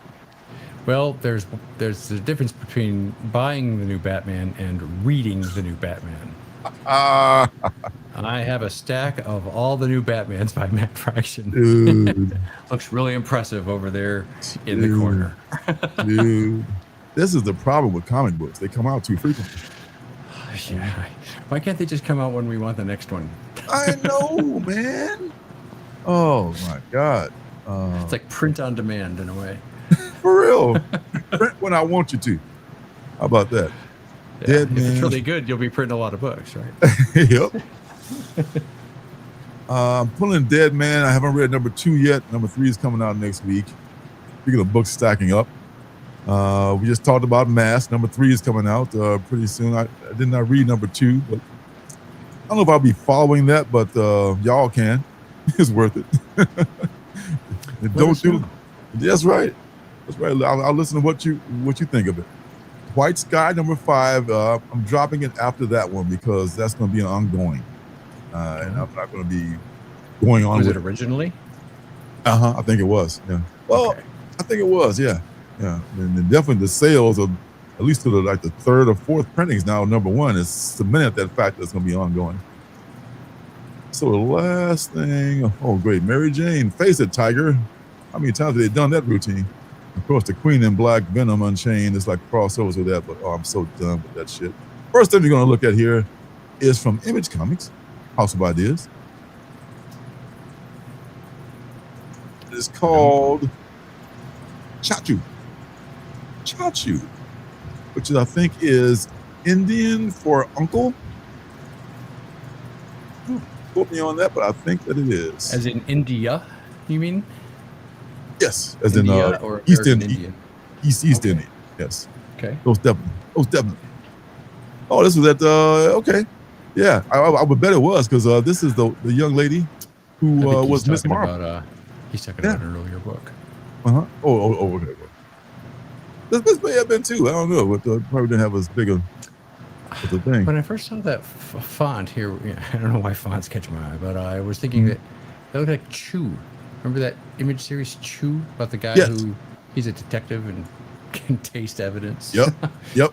I do remember that. Very also been an option, also a very popular book and low print run. Not as much as Invincible, but a pretty good, pretty penny for a number 1. If you want to get it. So yeah. This, however, is the young lady who played Miss Marvel is writing this all by her lonesome. I want to say. Oh. Without a ghostwriter. So she's no dummy. 1979. Leela, a 19-year-old Pakistani Canadian girl, stands on the cusp of adulthood, eager to experience the real world for the first time. With a head full of Hollywood dreams and a penchant for pulp novels, she ventures to California to connect with her estranged uncle, Chachu, a middle-aged, semi-retired private eye who gained brief fame after marrying the starlet he was initially hired to find. But when Chachu's wife goes missing once again, the two are forced on an impromptu road trip to track her down. With Leela navigating young adulthood and Chachu confronting his own morality and regrets. Inspired by her own coming-of-age experiences in the entertainment industry, Chachu was the solo writing debut of superstar Iman Vellani, Miss Marvel, a reinterpretation, if you will, of the classic neo-noir private investigator story, brilliantly illustrated by Mariana Ignazi and colored by Jordi Belair. So there you go. That's Miss Marvel. Right? with your bad self. Go on writing your own book. I don't need no damn co-writer. You know, she's writing it from her own experience. Good for her. And what else we got? We got the Mike Del Mundo variant. Let's see.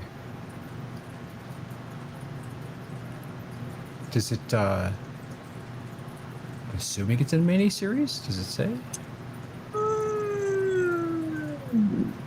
Is this a mini-series? It says, I don't know. I can't imagine she would take on monthly writing chores for an I can't either. book. This got to be a mini-series. It's got to be a mini. I mean, let's not get carried away. I mean, this is your first project. That's not Haley Steinfeld. No, that's from Hawkeye's.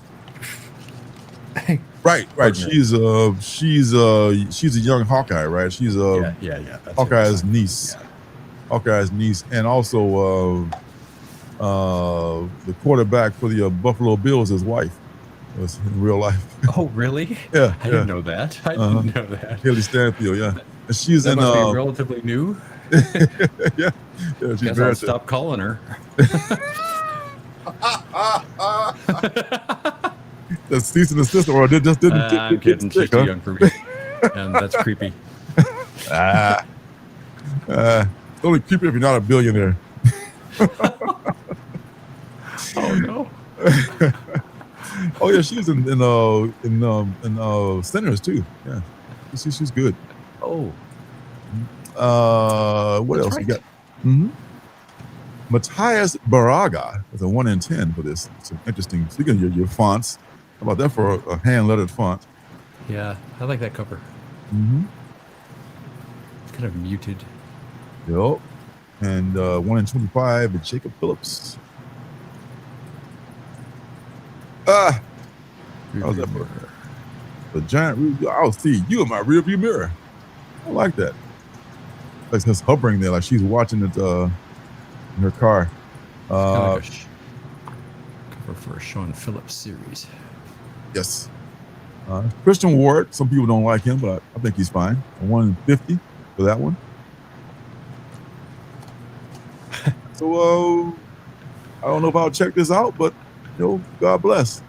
Right on. I'm glad she's getting getting into the other aspects of the business other than just acting. Because man, that's the limited time you're gonna have there for acting. Minor Arcana number 17 coming out. I gotta catch up on that. I only got a few to catch up on. That's an ongoing. I'm gonna have to cut at some point, but I don't want to cut it yet because I like it so much. I had those tarot covers in your A-OK that you told me not to send. That I'm going to have to send to Janet after all. Well, how many do you have exactly? Those tarot covers. Which numbers? Three of the first 4, I think, maybe. Oh, I have the first 5. Oh, okay. I have the first 5. All right then. I need the ones after the first 5. Yeah. That's better. Thank you, though. All right. Thank you, though. Coming on down the list here. Oh yeah. Quick look at the Hab. This is the penultimate issue of the Hab.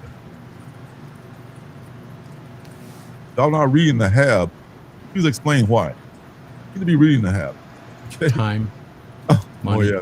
There's that. Girls. All right. 3 good reasons. Eisner-nominated writer Joshua Dysart and Eisner Award-winning artist David Lapham and Bill Sienkiewicz, speak of the devil, go for the juggler in this penultimate chapter of their groundbreaking horror tour de force. A fungal infestation has taken control of the Hab and the minds trapped inside. It brings with it a message. Peel back your flesh, strip by strip. Unburden yourself from what's inside. Make room. It's time to become something new. But first, you must die. After a last-ditch hunt. Take 2.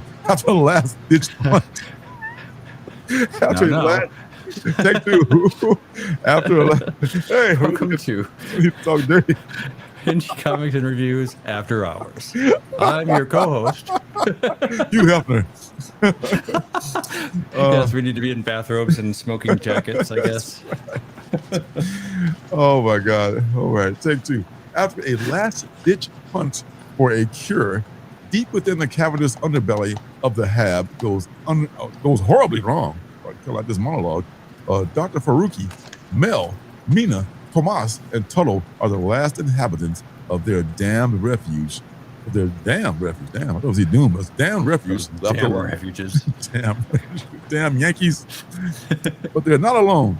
The dead walk again, rotting, reanimated, and consumed by the spreading infection that's taken hold of the Hab. Mina knows the only hope is to seal off the ancient cave, spewing spores into the station. But Tomas and Tuttle have a different plan. Burn it all down. Yeah, buddy. This has been so good.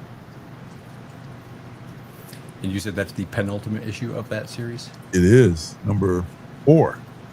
It's going 5 issues, boy. This is David Lapham. David. Eisner Award winning artist. Don't get it twisted. You get nominated, goddammit. I won that shit. Louis LaRosa. 1 in 20. Interesting stuff. Man, this book is so much better than I thought it was going to be. What genre would you put that in? Science fiction, I want to say. Sci-fi horror. Sci-fi horror. That to me feels a little outside of his, where I usually see his books, because he does a lot of like crime books, right? Crime stories. Sometimes even with Dysart. Lapham. Oh, Lapham. Oh, yeah. Lapham does Stray Bullets is what I know him for, above all else. And he's done other stuff like that. Slice of life, crime, shit like that. I guess Stray Bullets is kind of a crime thing because the lead character, Amy Racecar, is kind of like, she's always like shooting at people and shit. So, yeah. There you go. All right. Next is another one that I've been loving as well. This is the final Ghost Machine official guidebook, number 5. You gotta have 5 guidebooks for that universe, which is so big. Oils number 5. Bullets fly and cars screech as Castor and Mina make a daring escape. Meanwhile, Paul prepares to leave everything behind at Incheon International Airport, where will he stick to his guns or go back to help his brother? Find out in this thrilling penultimate issue. Eisner Award-winning writer Derek Kirk Kim and rising star artist Jacob Perez invite you to the shadowy back alleys of Seoul, South Korea, for a thrilling, mind-bending crime caper unlike any other. It is a very good book, too. It's one of my favorites of the year. It is halfway over. 1 in 25, Robin Har. Arr. Okay. It's kind of weird. And Derek Kirk Kim is he actually draws. Okay. So not a lot of Western comics. You like Western comics? Well, I was going to say, not a lot of them. It used to be. Used to be a lot of Western TV shows, too. Yeah. I think the Western is kind of falling out of favor now that people discovered how fucked up the West was. Well, although we talked earlier about Landman, and I always think of that as a Western, though modern day. I mean, I assume it takes place in the West. Mm-hmm. Yes. I mean, I don't. The West or the South or somewhere there's a lot of land and a lot of people. Yeah. But I guess then there's the distinction between the West and the Old West. Oh, yes, definitely. Okay. Well, the West is still not as populated as the East. You look at a picture of the nighttime, skies. It's like yes, the fucking the right side is lit up like a mofo. The left side, not so much. Yeah, a lot of dark. Mm-hmm. I know out here is dark. Ooh, buddy. Yeah. Man, at nighttime, baby. It is It's okay. You'll be safer when the zombie apocalypse starts. Because you're in a less populated area. Will I though? I don't know. You hear that? You hear the door being battered in, you know what time it is. Man. All right, coming on down. Neighborhood Watch. I wish I kept up with that book, but only so much time of the day, you know. And Power Rangers Green. Any love for Power Rangers? I was going to ask, how many colors were there? 5, 7? Do you know? Green, red, white, pink. Was there a Blue Ranger? Don't know. And see, I think that falls in the same bucket as like X-Men 95 or 97, whatever. I was just not watching TV or that type of television then in those eras, so I missed a lot. Oh, okay. Yeah, I missed a lot of that too. I've not heard of that book. No. Yeah, me either, Dan. Me either, but it sounds cool. You know, but yeah, we to have you as a guest on the show. You coming up with some scoops that I haven't even heard about yet. It's awesome. Yeah, I mean, I remember drawing back when I was hustling as an artist. I would draw posters of the Ninja Turtles and the Power Rangers. You know, just like, you know, as a hustle, because people were buying that shit. You know, just like marker posters and shit. You know, draw what I know, man. Selling for a pittance. No, okay. You know, for bread. I'm sorry to bring up a topic we talked about earlier. Once you're gone, those things will be worth a mint. Exactly. Wait a minute.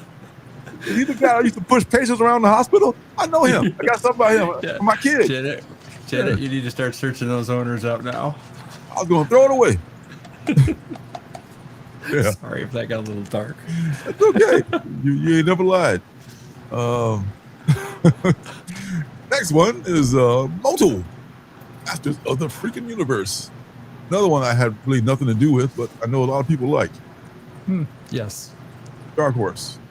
It's a Dark Horse version. Question. Okay. Did the He-Man movie come out? And if so, sorry, Janet. If so, how was it received? I don't know. I remember seeing trailers. I've heard people talking about it, saying that they're taking their kids to. Maybe it was Dan or someone said they took their kids to see the He-Man movie and they had a good time. I think now it might be on Prime by now. I remember seeing it. Yeah, I think it's actually on Netflix or Prime or somewhere, so you can see it on your TV. Yeah, yeah. Well, they move pretty quickly these days. You know, unless you're like even who I just mentioned, Sinners. You know, that was a huge hit. Now it's on Howdy. It's on the cheapest platforms out there. You know, so once they make their money in one big lump, then they take it to all they want to do is make their money back. I just wondered, having not even seen the original, or I was certainly aware of the original, but I never really watched it. But I just wondered if it was really a money grab, a nostalgia buy. It's, is anybody clamoring for a He-Man movie or that kind of thing? Or was this people who remember it fondly coming back to the theater to I hope not be disappointed? That's all. I'm sorry, Dan. I didn't mean to stick you with kids all of a sudden. God forbid. I feel you. Yeah, somebody mentioned Amen Steel, but I don't know. I mean, I've seen a Kevin Smith animated adaptation a few years ago. I didn't see it, but I saw it was out. I never get around to watching anything.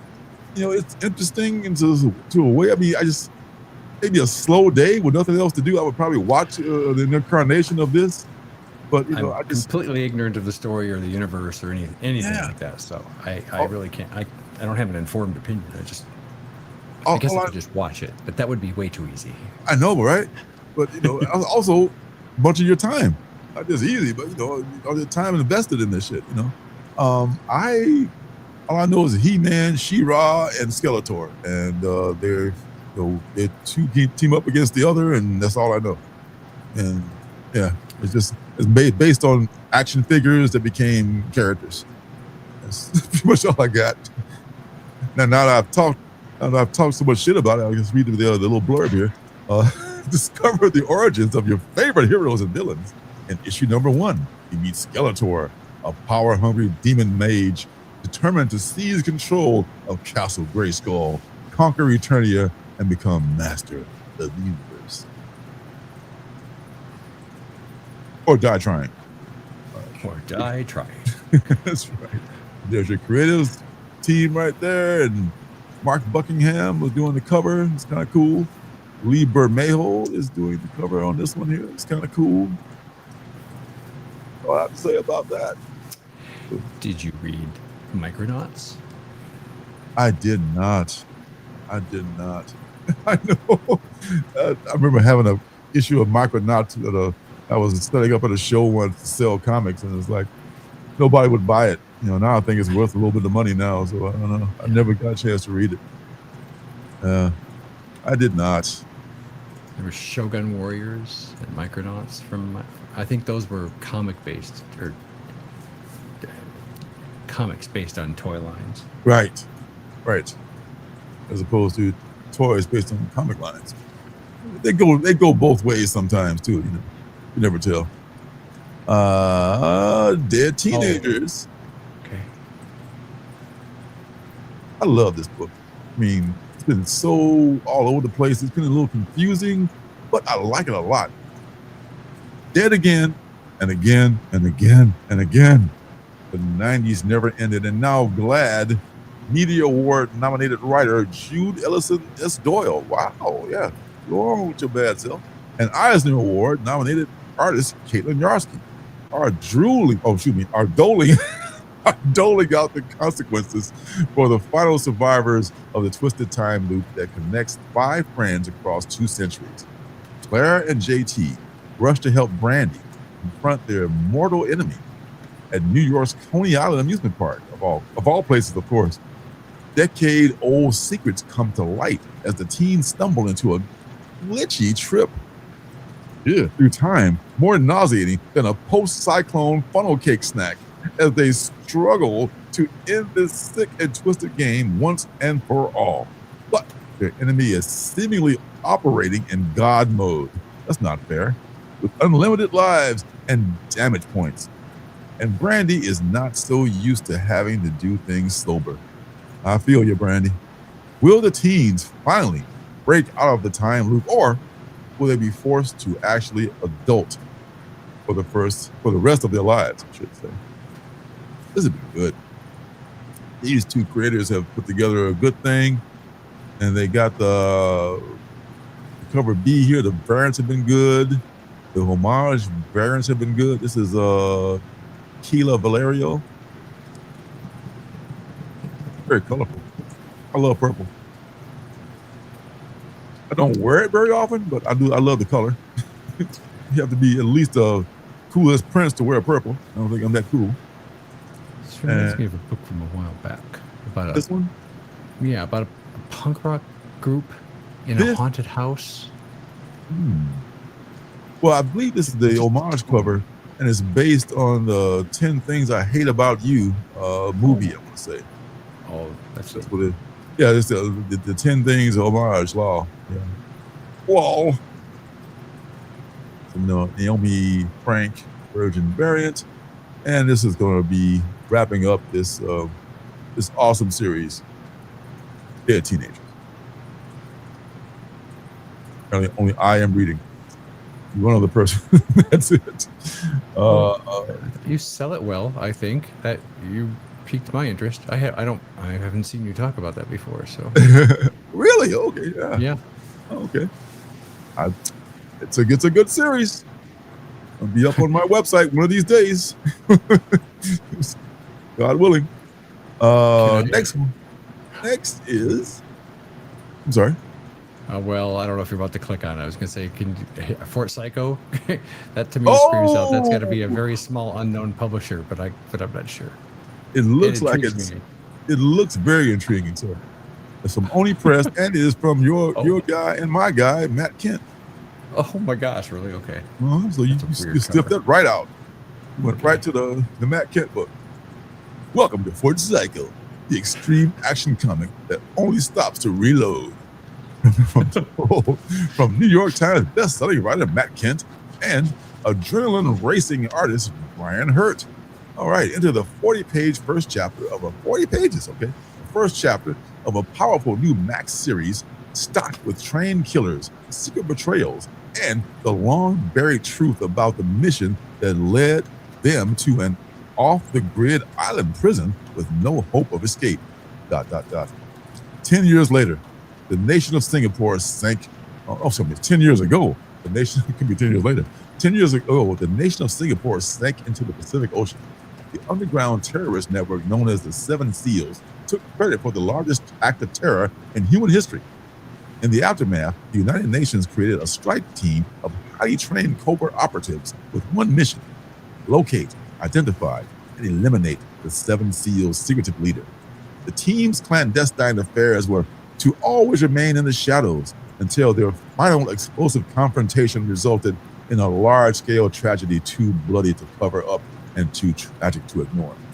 Disgraced and disavowed by the governments that trained them, the world's most dangerous secret agents have been convicted for their crimes and sentenced to serve time side by side in the place most capable, I should say, of holding them. Their own island headquarters. Fort Cyclone, now known in the media by the derogatory nickname Fort Psycho. And that's where the official story is about to go terribly, terribly wrong. Because, well, you know, Singapore sinking to the ocean, that wasn't terribly wrong enough. Now that shit really gets, rough, Fuck Singapore. Sounds like a lot of it.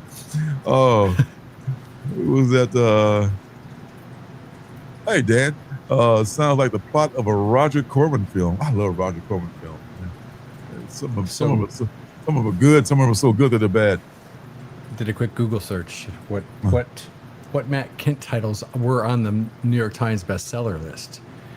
Mind Management, Volume 1, and a book that I don't think a lot of people associate with Matt Kent. They associate them more with Keanu Reeves, Berserker.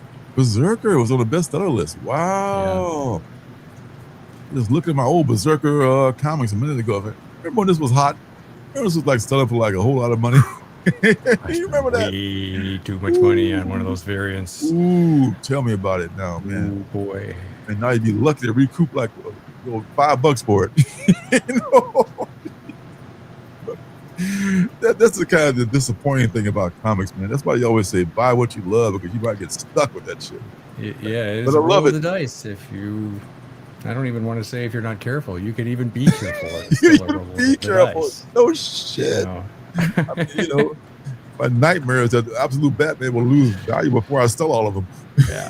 Right now, they're selling themselves. They're printing money pretty much now. So, well, if you look up at the definition for speculate, it really is true. Oh, yes. Anyway, so yeah, buy what you love. Yes, buy what you love, or assume it'll be worth $0.25 tomorrow. Oh, and exactly. Then would you still buy it? Then there you go. And it'd be worth $0.25, and you can't even throw it away. Yep.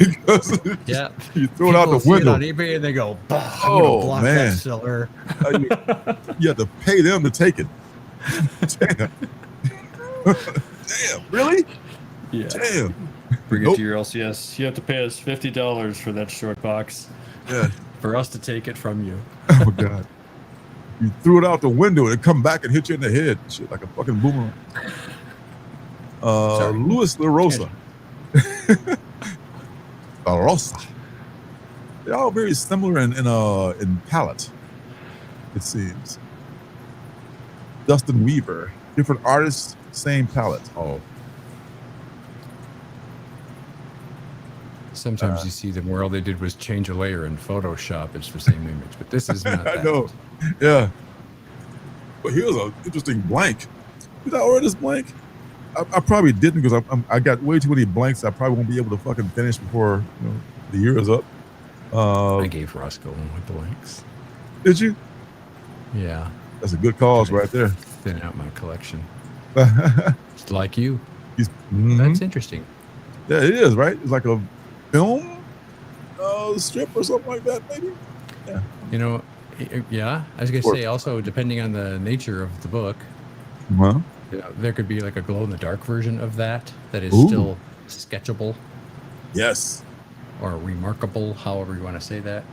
Yes. I would probably just use black on that one, though. I wouldn't use any colors, but that's just me. This is, who is this again? This is David Rubin, 1 in 10. Those laser beams. Watch out for those laser beams. Dynamite with a laser beam. All right. Inaki Miranda. This is one of the players of They Live. Yeah. With the Miranda brothers. Also the creator of the Miranda Rights that you may be familiar with. Wait a minute. They Live, where you put on the glasses and see the aliens? Oh, no, not that one. Oh, okay. That's what I think of. It's like it was another series about it was about aliens though, but it's a different kind of They Live. Yeah. So, okay, all right. A little bit different. A little bit. Okay, we're coming on down this list, believe it or not. This next one, actually, Endeavor number 3 is coming out. This is the last issue in the Endeavor series from Distillery. Distillery not dead yet. The reports of our demise are greatly exaggerated.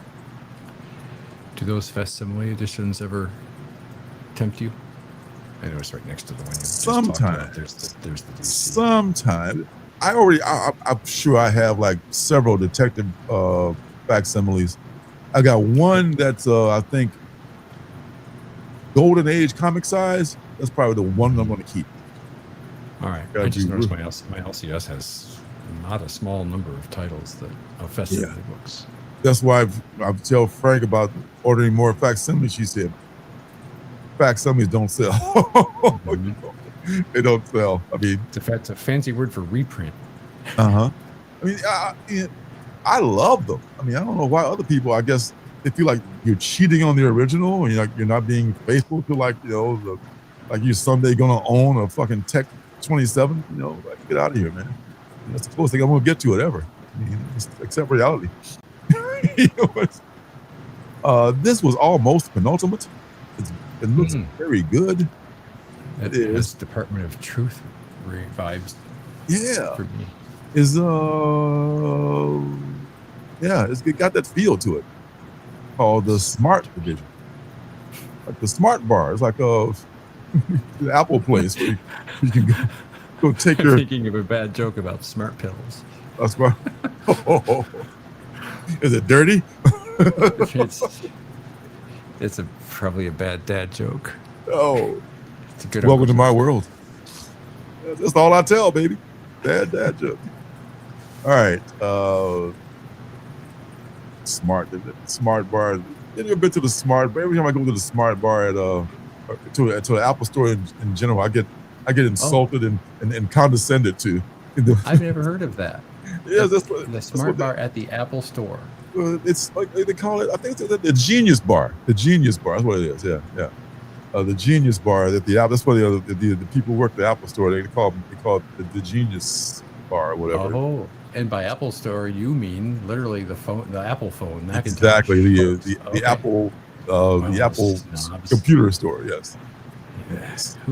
I do love Apple. I have a love-hate relationship with Apple. I mean, they used to make really amazing products. Thank you, the Genius Bar, not the Smart Bar. Yeah. They used to make really amazing products. No wonder you feel out of place there. Because you're an idiot.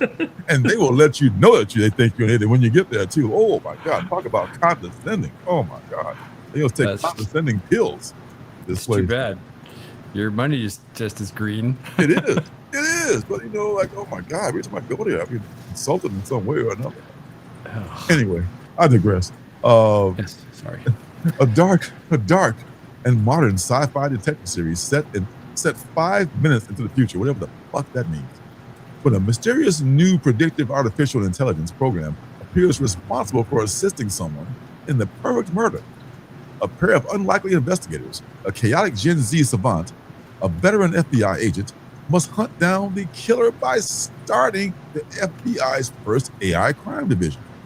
Creator Zach Kaplan, and Eisner-winning artist John Pearson. He did the Proper Truth. I mean, that's why you felt that vibe. You know, he's an artist on that. Reunite for the first time since their first. They missed a space between the first time and the since their threw me off like I'm dyslexic enough and not fucking me up. First time since their fan favorite sci-fi horror series Mindset, which I did like. Mindset was good. Also, I think from Dark Horse. It sounds interesting and reminds me of a Nicolas Cage movie. Which one is that? With Kate Beckinsale, maybe? Where he plays a Las Vegas magician who can see like 30 seconds into the future. Oh. So he's constantly one step ahead, but only in the nick of time. Oh. And I forget what it's called, but it was. I rewatched it several times. It's guilty pleasure.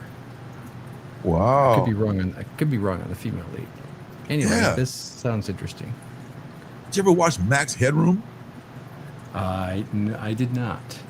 You ever heard of Max well Headroom? Aware of it, certainly, yes. And the guy who played him later went on to become his own, his own, an actor in his own right, in his own guise. Maybe it was his voice. I don't remember. He did. He did. I think he did other stuff. Max Headroom. I loved it when it first came out. I mean, it only lasted maybe 10 episodes. Not very long.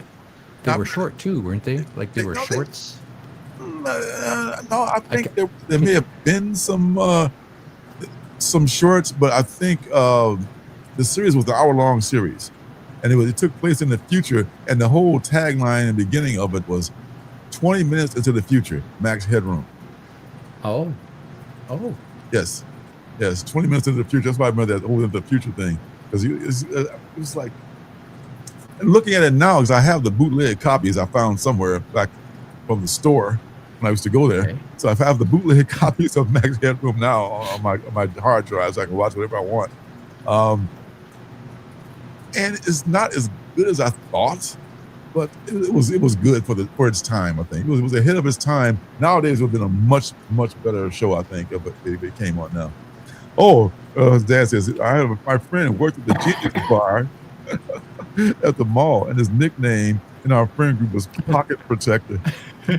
No wonder they're so mean, man. They're getting ridiculed in real life. Yes, that whole not WGN, the whole Max Headroom incident, not WGN's finest moment. You can look that up on YouTube. Find that Max Headroom WGN. That's a really funny thing. Some guy, I want to say like in the middle of the night, back in the day when Max Headroom was a thing. Like that's what had been like the late '80s, early '90s, late '80s. Some person, it had to be a guy, I'm sure the guy, had hacked WGN's feed right in the middle of the night. And he did like a Max Headroom impression. He had like this hokey Max Headroom setup going on, and he was swearing his ass off. He was saying this shit. So like some guy was doing the sports, right? He was doing and the White Sox lost today, and it all went away. And all of a sudden, Max Headroom's on the air, and he's like talking shit and swearing at people. Then he goes away, and back to you and the weather now. So they had no idea what was going on. He totally hacked into to this day, it's unsolved. No one has figured out who did that. They ain't talking. So that's a pretty cool hack job. Yeah. It's kind of like, well, I know actually it kind of reminds me of Banksy. Half the mystery is who it was. He's never come out yet. Who is it? But now they know who he is. Did you know that? Banksy? Is that the name? The street artist, for lack of a better word? What's the name again? Do you know what I'm talking about? Banksy? Banksy. Yeah, Banksy. Yes. Banksy is like the art his version identity of Batman. has been revealed. We now know who he is. Yes. For real? I don't know the circumstances around it, but yes, his name has been revealed. Banksy's been unmasked? Yes. Oh my God, this is like fucking Batman being unmasked, man. Banksy's been around for a minute. I know, right? Yeah. Yeah, he's like the arts world version of a superhero, because he just does these rogue installations on walls and shit, and people are like, oh my God, Banksy did another installation. You know, and it's like it's painting. Okay. He did a gallery show. Oh, okay. Making that big money now. Yes, we need some money. Now I'm going to come out and do it. He's sold out. He's sold out. He's no longer a renegade. Now he's joined the system. Boo. Boo this man. Thanks. He deserves to be booed. He's just not he's not hip anymore. So yes. Boo Banksy. All right, so coming down here now, the Smart Division. Did I read that already? I think I did. I didn't read the Smart Division. The Smart Bar. This is the cover here of Matt Taylor, Blind Justice.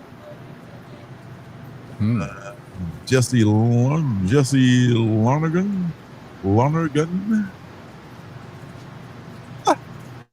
Yes, that's the Gen Zer. And that's the grizzled old FBI person right there. So I guess, all right, there you go. And that cover artist looks familiar. The last one? Yeah. Who was that? That was Jesse Lonergan. I can barely pronounce it. Lonergan. Huh. That style does look familiar, though. You're right. I don't know the name. Okay. Jacob Phillips. You know that name? Jacob Phillips. I like that cover. Jacob Phillips done many covers. Knife in the back. Plastic murder scene from a book or some shit. And Sweet Deeds, I want to say. Sweet Deeds Capture Collectibles. San Diego Comic-Con 2026 Ariel Diaz variant. Virgin variant. This is dope. I like that a lot. Never own it because, SDCC price. Well, because I find it in a bin somewhere in Thailand. Also, side note, for books like these, which are retailer incentives, retailer specific, well, I say that, where a comic book shop literally paid to have its own cover, you can't order this. You have to go directly to that comic shop in order to get it. Oh, right? I believe so. Yeah, so if you put this in your cart on this site, thinking you're going to be able to order this from this site, no, you can't. Probably. You're not going to get it. This is just a report of all the titles coming out. But since this is like a comic shop specific cover, you most likely have to go to that site. It's crazy. And it's somehow, I guess it was available at the San Diego Con too, because it got that logo on it or whatever. Oh, SECC. Yeah. Maybe it was originally there and now they're selling what didn't sell. I guess so. Yeah. Yeah, I guess I'd rather see Banksy go there than go to prison. Yeah. Yeah, anywhere better than prison, no matter how nice the prison is. Yes, for sure. All right. Love that cover. I'll never find. And back to the countdown.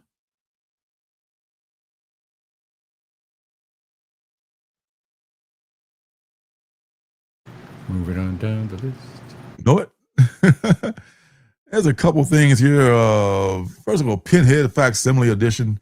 I don't know. I've never owned a Hellraiser comic book before. I guess this is a reprint of the first Pinhead. Not an original, but a reprint. I didn't know that there was a book.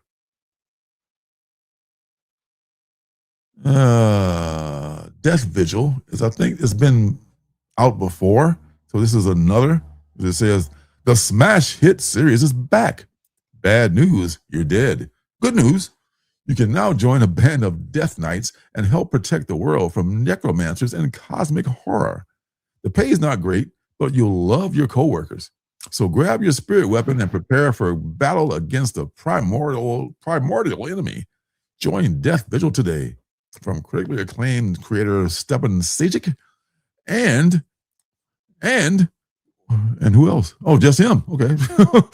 Comes this exciting return of his creator-owned series, Death Vigil, the story of modern-age Death Knights locked in an ongoing war against the ever-growing power of the ravenous primordial elder gods. The only catch is you have to die first. Become a corporeal. I think it's corporeal. Become a corporeal Corporeal, that's it. Yes, that's it. Corporeal, yes. So thank you. Go.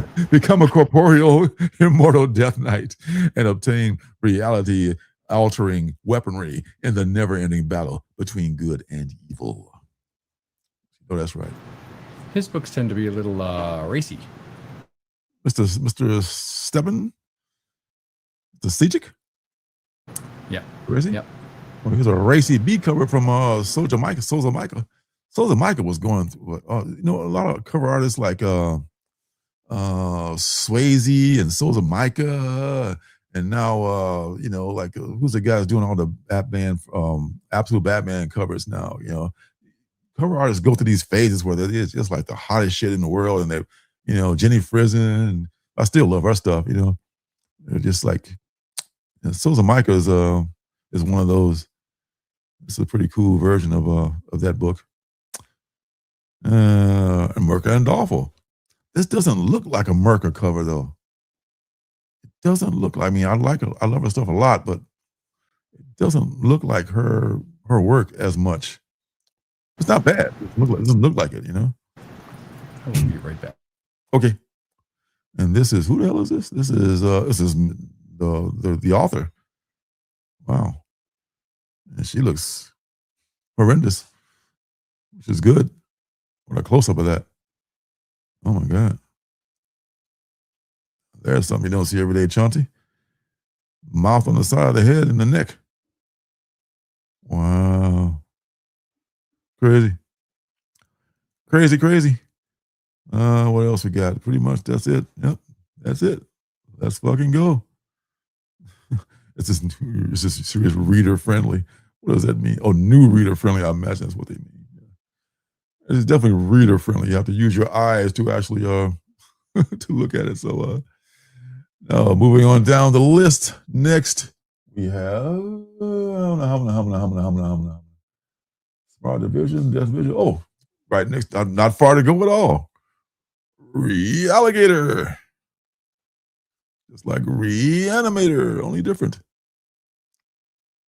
Okay, let's see what's up with this. Oh, I know this is the guy who did the other Bad Idea book a few weeks ago. I love his artwork.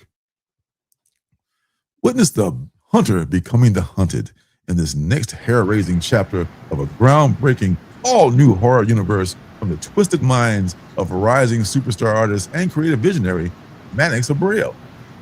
Yeah, I like this stuff from the last thing you did. What was that? That was it's not listed here. Rep to Child, I think it was. Yeah, that's a different story. And also New York Times best-selling writer Robert Venditti and acclaimed indie horror director Brockton McKinney, with an arsenal of top-of-the-line weaponry at his fingertips and a crack team of experts, guides at his beck and call. No beast is a match for the man they call the Hunter. I am the Hunter. That is, until he finds himself face to face with an ancient creature deep in the heart of the African savannah, one thought to be of myth and legend. The hunter will soon find out that no one can withstand the unforgiving jaws of the undead, and no man can escape the reality. I really like that cover. Dude, I love the name Realligator too. Realligator! Like Reanimator? Different? Yeah. I love this guy's art. This Mannix. We were talking about, maybe it was somebody else I was talking about. Mannix, somebody was a fan of the Mannix TV show. McMillan and Wife. Yep. Columbo. Peter Paul Rubin's Old Masters variant. They will reuse a Masters, I guess, because they're in the public domain. On a Bad Idea. They did the same thing for the 20 Millionaire book. He's about 2 or 3 different Old Masters things. Oops. And Masters. Oh my God, that's Old Masters? Ooh. From the movie Freaks. Yeah, a lot of Old Master stuff. Is that like hatch work? Is that what that's called? The line work? Which one? I think the one we're looking at right now. The big eye? Yeah. Well, it's an old master's work. It looks like it is either dry brush or something, or probably not charcoal because it wouldn't last that long from the old masters. Boy. those guys. 2050. This is Mannix himself doing this one. Looks like a cover of another book that was not the Matt Kent book, but the James Tynion book that was similar to this, with the little koala bear on it. Remember that one? And the rest of them just pretty much reprints of that. But good for Mannix. I had that trilogy, the Tynion trilogy. Which one? Three series of 3. Mnemonic was that one. Mnemonic, yes. You sold it. Oh, that number 1 is kind of hard to come by. The number 1, I have a reprint of number 1. Did you like that series? I don't think I still have it. Oh my god! But there was a series. It was a trilogy of 3-issue miniseries. So a total of 9 issues, right? Mnemonic was one of them. Anyway, I had those for a minute. I never had the chance to read them, like so much of my other collection. I did not have the original, but they did a reprint. I forget the publisher, but they did actual reprints of the Mnemonic. Is it called? Yeah. They did a reprint of it, and I thought it was cool as hell. I liked it. Yeah, I did. They did like a volume of it or something. I would totally get it, because I have like the number 1 reprint. That's all I have. They may have, although it could be out of print by now. Mm-hmm. Like the entire, all 9 under one hardcover. That's what I think it is. Because it's one of those like end of the world. Nobody does the end of the world like James T. He does. He's got a million ways for the world to end. He just keeps them coming, He's good at that. Next one is, I want to say right next door. Oh, it's the Realligator, right? You know what that means? Yeah. That means it's time for the penultimate book. Cute Ellen Parsons. I know, right? Get your skates in the on-deck circle.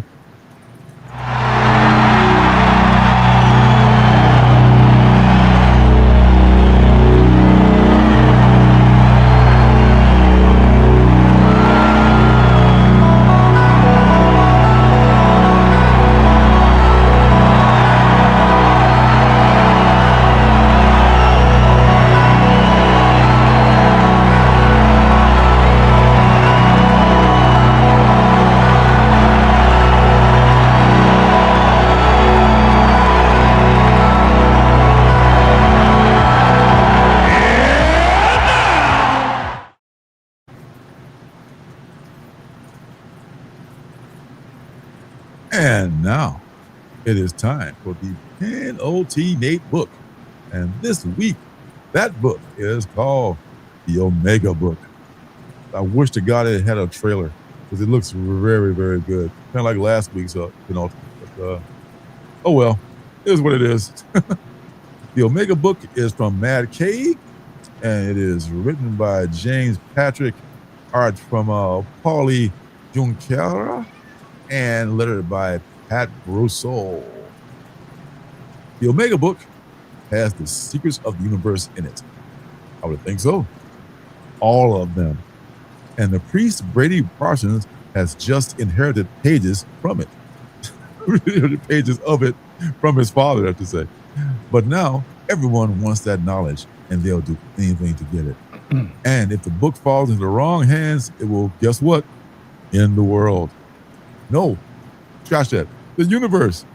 To stop things from happening, Brady enters a world of science and mystery he never imagined. He'll see and do things that nobody has ever done or seen before, and he'll uncover the truth about the amazing things the Omega Book can do, its origins, and even about the father he's hated his whole life. Join the club. All right, so the Omega Book. I mean, that sounds like something that would actually be good, like a better word. I wish if there was a trailer for this thing, man. I bet it'd be so awesome. But what are you gonna do? It'll be pining for something that doesn't exist, accept the reality. And it's only got 2 covers too. Oh, covers by. Oh yeah, I know, because that's all you need. Christian Ward, once again, doing work on the cover, and it's got some good some interest. Hell yeah, more Mad Cave sci-fi. Sounds good. Says Punish Your Dad. I like the concept. I'm going for the name of a series it reminds me of that originally came from the UK and then was redone here in the States. And it featured a graphic novel that they didn't want anyone to get their hands on. Uh-huh. That's kind of a... Yeah. Yeah, I mean, what was that book that Matt Kent did a few years ago? Mind Management? That one. Fear Case. Oh, Fear yes. Case. It was like a case that people want to get their hands on, right? Yes. Yeah, that was kind of creepy. Oh my God, the art, that's one thing. I know it's what Todd McFarlane says. I can sell a book that, that the chimp wrote and that the best artist in the world drew. But man, Fear Case was so good and the art was just like very average. Such an excellent book about this case that it's kind of like the case in what's the movie with Pulp Fiction that they would open up and it would just be glowing. We never know what's in that case, do we? Never. Do we ever find learn out what was in that? Yeah. Never. I wanted Tarantino like actually said what was in it and then cut it out of the movie or just like wanted it to be that way. That you know what I'm saying? Maybe he actually, it'd be genius if he planned it to be, like no, just leave people hanging and let them wonder. You put whatever you want in there, your own mind. Yeah, the actors must know what scenes they may have filmed, or Yeah. Then obviously it's on the cutting room floor, and it's the director who gets the final say, right? But yes, absolutely. Us will never know.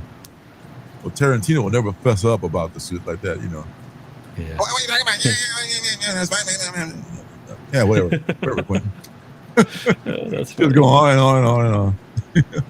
All right, so there it is, boys and girls. Omega book. Not much fanfare, but it looks pretty damn good from Mad Cave. Just been a minute since I've had a Mad Cave penultimate, but man, they've had some in the past that have been bangers. So look for it. That sounds cool. Comic shop near you. The TV series, by the way, that look for is Utopia from 2020. That's the book you were thinking of?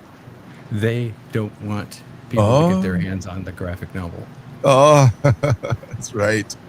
It's a violent series at times. Anyway, it is. But the violent world out there. Alas. All right, coming on down the list here. The last thing. Oh, pardon me. Bloodwire number 2. Bloodwire number 1. I'm probably not going to pull the whole series, but I want to know what's going on in Bloodwire number 2 because it did intrigue me enough to go further, So so I will probably pick this up for sure. UFO robot Grenadizer. Okay, Grenadizer, whatever the hell that is, or I don't know, something like a game, I think it is. Of course, Money Shot the fuck off. Oh, Tim Seeley on your Money Shot series. Oh boy. I know, right? But the last book we want to take a look at is this one right here, which is called Tank Girl. Oh. Summer Love Sensation. That's what it says.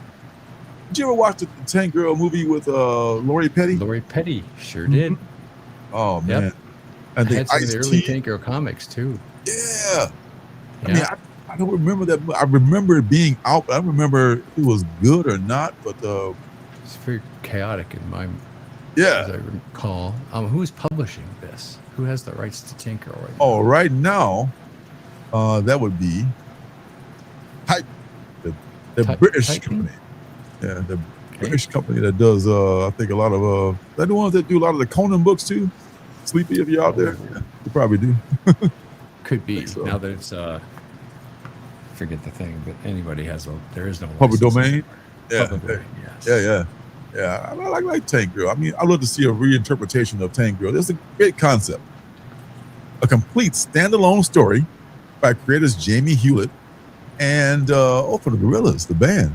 Okay, and Alan Martin, originally published in Deadline magazine 1990, collecting all 4.5 episodes. Read the whole stupid story in one go. Forget the Odyssey.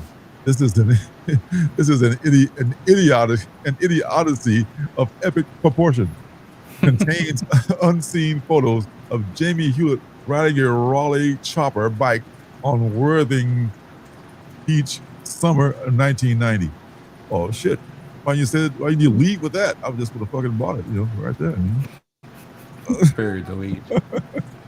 Buried the fucking lead. The summer special, and there's multiple covers. So yeah, I mean, it's Tank Girl is a really funny concept in some ways, and I think the creator of Tank Girl was like so upset with the movie that I think they just, they didn't like the movie at all. So it's kind of like, that's why you haven't seen like for you. Yeah, the rumor is there's a new Tank Girl pinball machine in the works, and as well Jack Danger, who's I'm a big fan of. Who's Jack Danger? Is he a character from that? I don't know. Is he the dog? Is he like the Ice Cube, the Ice T character? I don't think he is. I forgot that's who played that character. I forgot that. Oh no, Ice T played a kangaroo. That's who he was. Yeah, it was like a kangaroo dude. Yikes. Oh well. It was work. It's good work if you can get it right. The only other thing I knew Lori Petty to do was the baseball movie, Tom Hanks. Oh yeah. She was good in that. I love that. League of Their Own. I love A League of Their Own. Not only that, I love the ill-fated, probably because there's not going to be another sequel to it, the crime series, A League of Their Own. Oh, it starred Abby. Yeah, Abby from Broad City was in there. Oh. You ever watch Broad City with Ariana,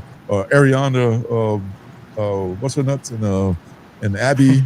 They were like these two women that were like lived in New York City, and they were just like they smoked weed and got into trouble all over the place. Yeah, Broad City. I've heard of that. Yeah, Broad City. Look it up, man. It's a pretty out there show. It's a good show. League of Their Own. Yeah, my favorite line is like, it was who's the woman that Trump hates? Get in line. Yes, Catherine Bates. No, is it Kathy Bates? No, it's not. It's not. God, she moved to Ireland.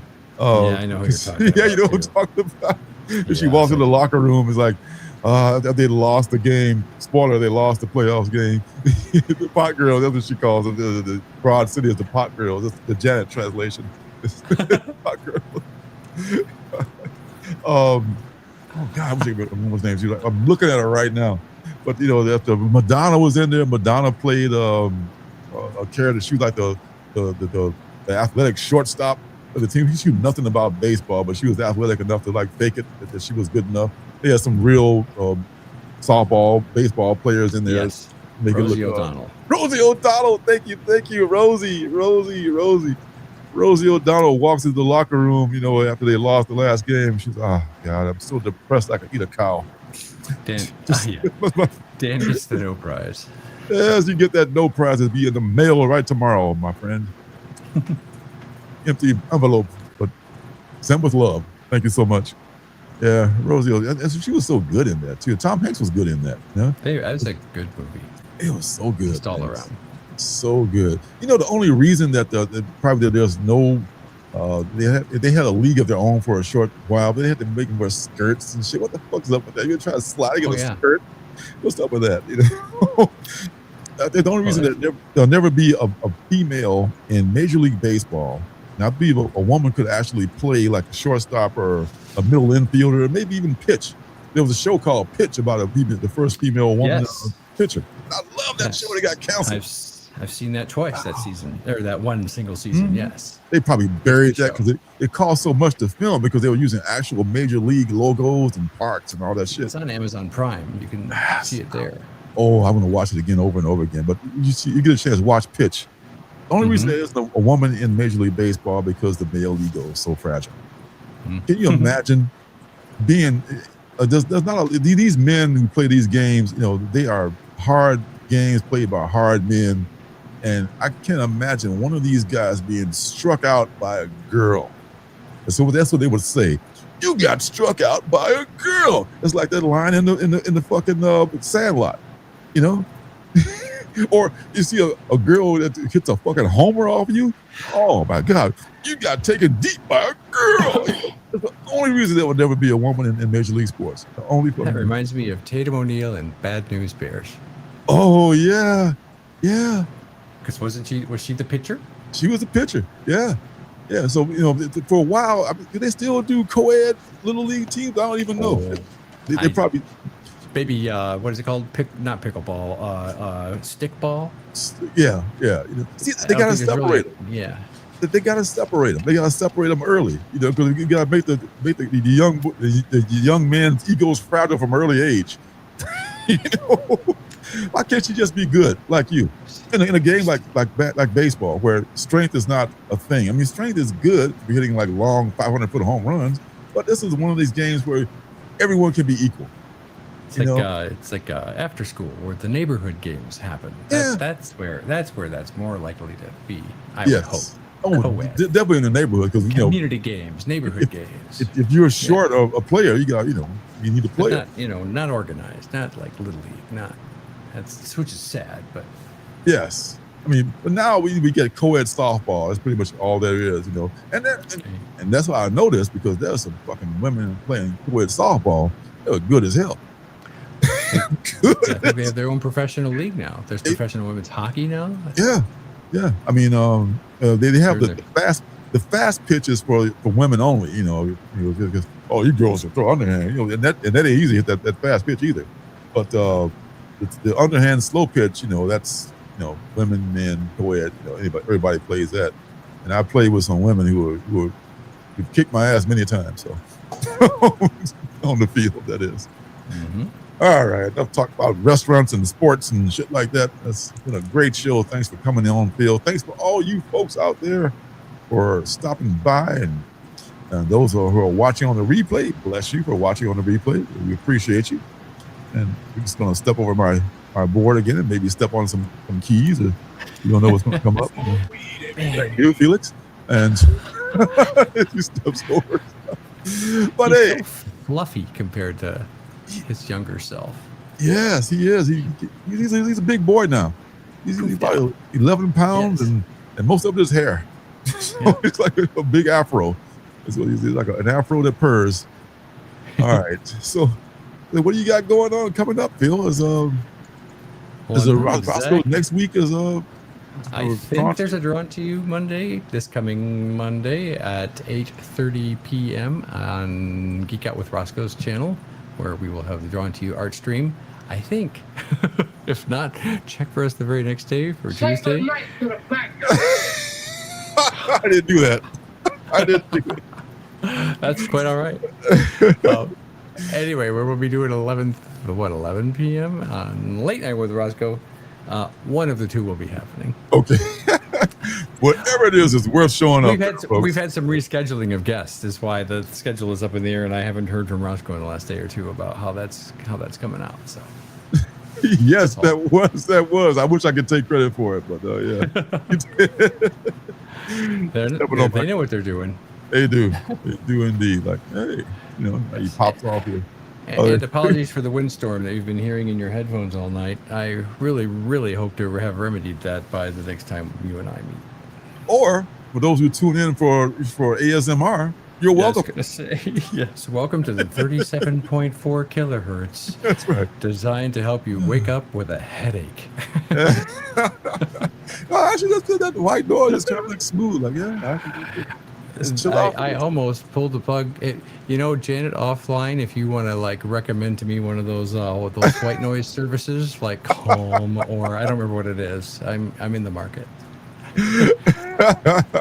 Yes, it was. Yes, that is a hit. It was just like, hey, time to go. Time to go. You've been on here long enough. All right. Get out of here. All right. So we'll be back again next week in some form or fashion, God willing, and Creek don't rise. Oh, until then, thanks to all you folks, and peace and love. Peace and love. Enjoy your comic books. Enjoy your lives. Good night, everybody.